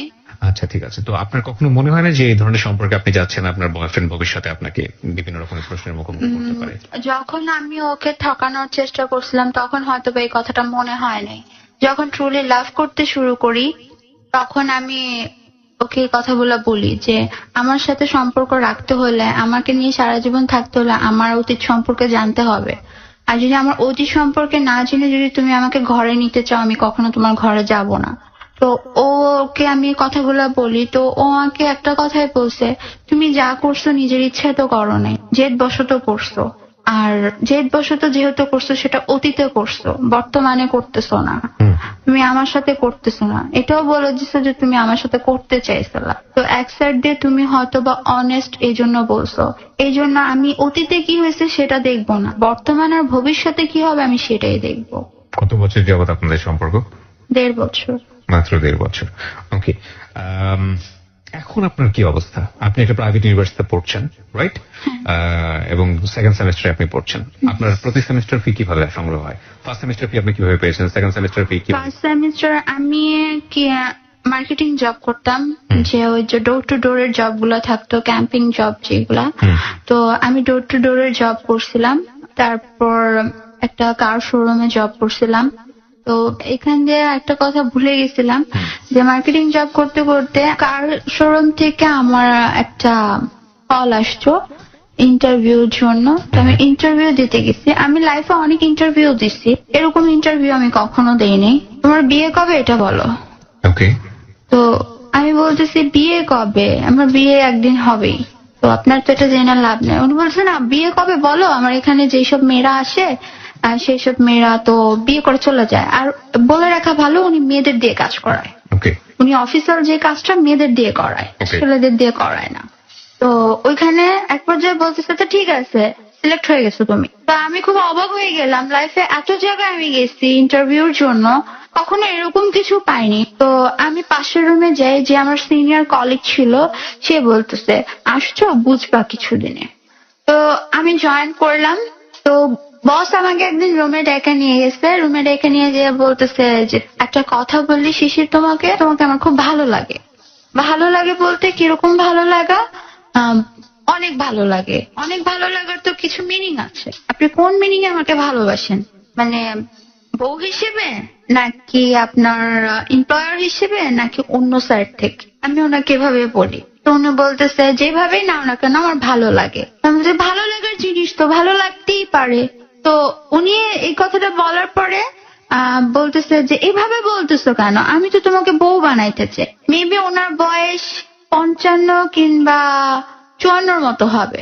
মানে একটা পর্যায়ে অফার করে, অফার করার পর আমি এটা মানি না। তো সেদিন আমি কান্না করতে করতে চলে আসছি ওনার ওখান থেকে, ওখানে আর যাইনি, আমি ওই জবটা ছেড়ে দিই। ছেড়ে দেওয়ার পর তারপর থেকে আবারও সে মার্কেটিং এর কাজ করতেছিলাম, প্যাকেজের কাজগুলো করতেছিলাম। যেখানে যেতাম যে সুপারভাইজার গুলা থাকতো পছন্দ করে ফেলতো, আমাকে সময় দিবা, এই করবা সেই করবা। তারপরে যে বস গুলা থাকতো, মানে ইভেন্টের কাজের যে মেইন বস গুলা থাকতো, তারাও এরকম ফোন দিয়ে দিয়ে, ওনাদের কাছে তো নাম্বার থাকতোই, বিপির নাম্বার গুলা থাকতো, তো ফোন দিয়ে দিয়ে বলতো যে হ্যাঁ তোমাকে ভালো লাগছে, তুমি যদি চাও আসতে পারো। এবং আপনি অফার গুলো কি নিতেন? না, আমি অফার গুলা নিতাম না। কেন নিতেন না? কারণ আপনার তো অর্থের প্রয়োজন। আমার অর্থের প্রয়োজন ঠিক আছে, কিন্তু সব সময় আমার এটা মনে হতো যে আমি যদি এই কাজটা করি, আমার মা আমার ওই কথাগুলো শোনার পরে যে কষ্ট পাইছে হয়তোবা তার চেয়ে আরো বেশি কষ্ট পাবে। কিন্তু আপনি তো বেশ কিছু ছেলের কাছ থেকে ফোনে কথা বলে হোক বা যে কোনো কথা বলে হোক, আমি তো সেটা আমার বাবার উপরে জেদ করে করছি। রাইট। আপনার মা যদি আজকে বিষয়গুলো জানে যে এতগুলো ছেলের সঙ্গে আপনি এই ধরনের সম্পর্ক করে তাদের কাছ থেকে আপনি টাকা পয়সাগুলো নিয়েছেন আপনার লেখাপড়া করার জন্য, বেঁচে কোনো, আপনার মা এই বিষয়টাকে সহজভাবে নিবে? সে কখনোই মানবে না, সে অনেক কষ্ট পাবে। নেসেসিটি নোজ নো ল, মানে প্রয়োজন কোনো আইন মানে না। বহুবার একটা কথা বলেছি, প্রয়োজন কোনো নিয়ম মানে না। পেটে ক্ষুধা লেগেছে, তখন যদি খাবার আপনাকে শেষ পর্যন্ত চুরি করে আনতে হয়, আপনি কি করবেন? বেঁচে থাকার জন্য হয়তো আপনাকে সেটাই করতে হয়। তবে না করাটাই ভালো। কিন্তু এই ভালো কতক্ষণ পর্যন্ত ভালো? আমরা আসলে যার জীবনের অপ্রিয় সত্যগুলো এখানে তুলে ধরেছি, সে আসলে নিতান্তই এক ধরনের অসহায়, এবং অসহায় হয়ে বাধ্য হয়ে এমন কাজ করেছে। কেন আপনি আজকে যাহা বলিব সত্য বলিবতে এই জীবনের অপ্রিয় সত্যগুলো লাখো মানুষের সামনে বললেন? আমার মনে হয়েছে আমি যে ছেলেদের সাথে এই কাজগুলা করছি, মানে ওদের ফিলিংস নিয়ে খেলছি, ওদের ভালোবাসার জায়গাটা নিয়ে খেলছি, হয়তো বা আমার এটা করা ঠিক হয়নি। কারণ মন ভাঙা মসজিদ ভাঙার মতো, তো আমি ওদের মন ভেঙে অনেক বড় অপরাধ করছি, হয়তোবা সেটার শাস্তি আমি পাইতেছি, এখনো কোনো সলিউশন হয়নি। ওকে, তো সেই কারণে আপনি বলতে চাচ্ছেন যে আজকের পরে আপনার মতো ভুল যেন কেউ না করে, তাই কি? হ্যাঁ, এটাই বলতে চাচ্ছি, আর যাই করুক কারো মন নিয়ে যাতে কেউ না খেলে। ওকে, আর আপনি আজকে এখানে যে পরিস্থিতিতে বাধ্য হয়ে আসলেন, স্পেসিফিকলি আপনি যদি বলেন যে বাবাদের রোল আসলে কি হওয়া উচিত পরিবারে? বাবাদের মানে সত্যি আপনার বাবা যদি আপনাকে হেল্প করতো তাহলে তো আপনার আজকে জায়গাটা। না, আমার বাবা যদি সবসময় আমার উপরে সেই গাইডলাইনটা দিয়ে রাখতো, সেইভাবে যদি সে প্রোটেকশনে রাখতো, প্লাস তার যে বাবার জায়গাটা, সেই জায়গাটা যদি সে ফিল আপ করতো, তার দায়িত্বটা যদি সে ঠিকঠাক ভাবে পালন করতো, হয়তো বা আজকে আমার এই দিন দেখতে হতো। ওকে, আমরা এবার মুখোমুখি হচ্ছি যিনি অনুষ্ঠানের শুরু থেকে আছেন, জাতীয় মানসিক স্বাস্থ্য ইনস্টিটিউটের প্রফেসর ডক্টর তাজুল ইসলাম। তাজুল ইসলাম, কি বলার আছে আপনার আজকের এই ঘটনা শুনে?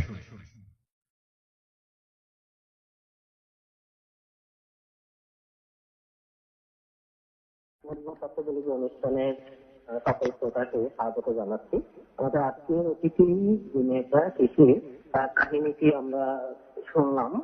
অনেকেই হয়তো ব্যথিত হবেন, আমরা ব্যথিত হয়েছি যে নিজের বাবা সন্তানদের প্রতি এরকম যদি আচরণ করে। আমরা আসলে জানি যে সব বাবাই একেবারে নিজের জান দিয়ে হলেও তাদের লেখাপড়া করার চেষ্টা করে বা তাদের উন্নতি জনের চেষ্টা করে, কিন্তু শিশুদের ক্ষেত্রে সেটা হয়নি। তো যাই হোক, শেষ পর্যন্ত যেটা হলো, বাবার যে নষ্ট চরিত্র আমরা বলতে পারি বা খারাপ মানসিক চরিত্র, সেটা কিন্তু জেনেটিক্যালি তার ছেলে মেয়েদের মধ্যে পাওয়ার কথা। এখন কিছু মেয়েও কিন্তু বাবার মতন আবার খারাপ হয়ে গেল, সে বিভিন্ন ছেলেদের সঙ্গে ফোন করে তাদেরকে প্রলোভন দিকে তাদের কাছ থেকে টাকা নেওয়ার চেষ্টা করা, আর একটা সুন্দর বয়স আছে, কথা ফোনে টেলিফোনে হয়তো এই সুন্দর গল্প করে অনেকেই প্রলোভিত হয়। শুধু শিশু কেন, এরকম কিন্তু খারাপ ব্যবসা করার অনেক ইতিহাস আমরা জানি যে টেলিফোনে বা মোবাইলে এরকম হচ্ছে।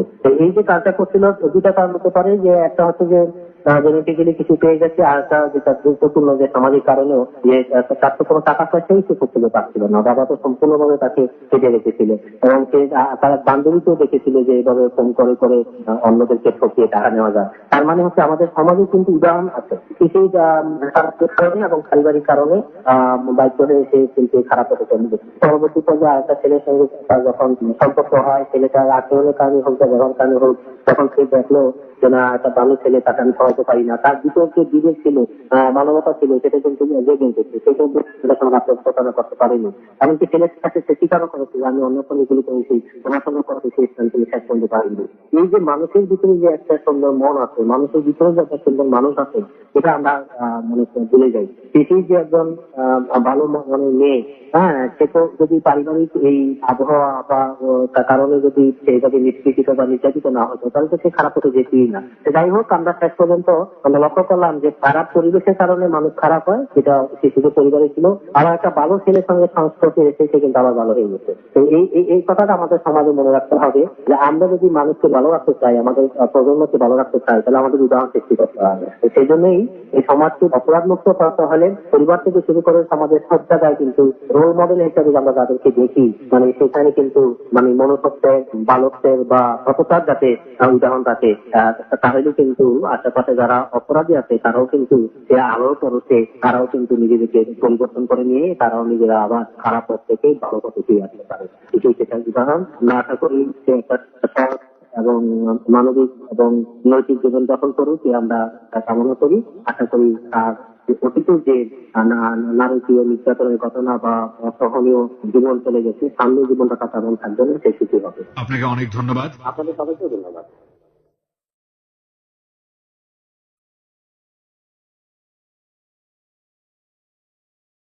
বেশ কয়েকটি টেক্সট পেয়েছি আমরা ফেসবুকে। পরশ বিক্রমপুর থেকে লিখেছে, ভাইয়া, শিশিরের বাবা একটা পিচাস শ্রেণীর মানুষ, তার জন্য মেয়েটার আজকে এই অবস্থা। মিনা ফার্মগেট থেকে লিখেছে একটা মেয়েকে এমনিতেই অনেক প্রতিকূল পরিবেশের মধ্যে বড় হতে হয়, সেখানে বাবা যদি এমন হয় তাহলে আর কিছু করার থাকে না। শিশিরের জন্য শুভ কামনা। মোহনা চট্টগ্রাম থেকে লিখেছে শিক্ষকদের মধ্যেও যে কিছু কিছু পশু আছে তার শিশিরের স্টোরিতে আবারও প্রমাণিত হলো। শিশির ভালো থেকো। পলাশ লিখেছে নিঃসন্দেহে শিশিরের অনেক কষ্ট করতে হয়েছে, তবে যেহেতু ওর মা ওকে সাপোর্ট দিয়েছে সেজন্য ওর এত কিছু না করলেও পারতো। এরকম অনেক কমেন্টস এসছে। প্রিয় শ্রোতা, আমরা অনুষ্ঠানে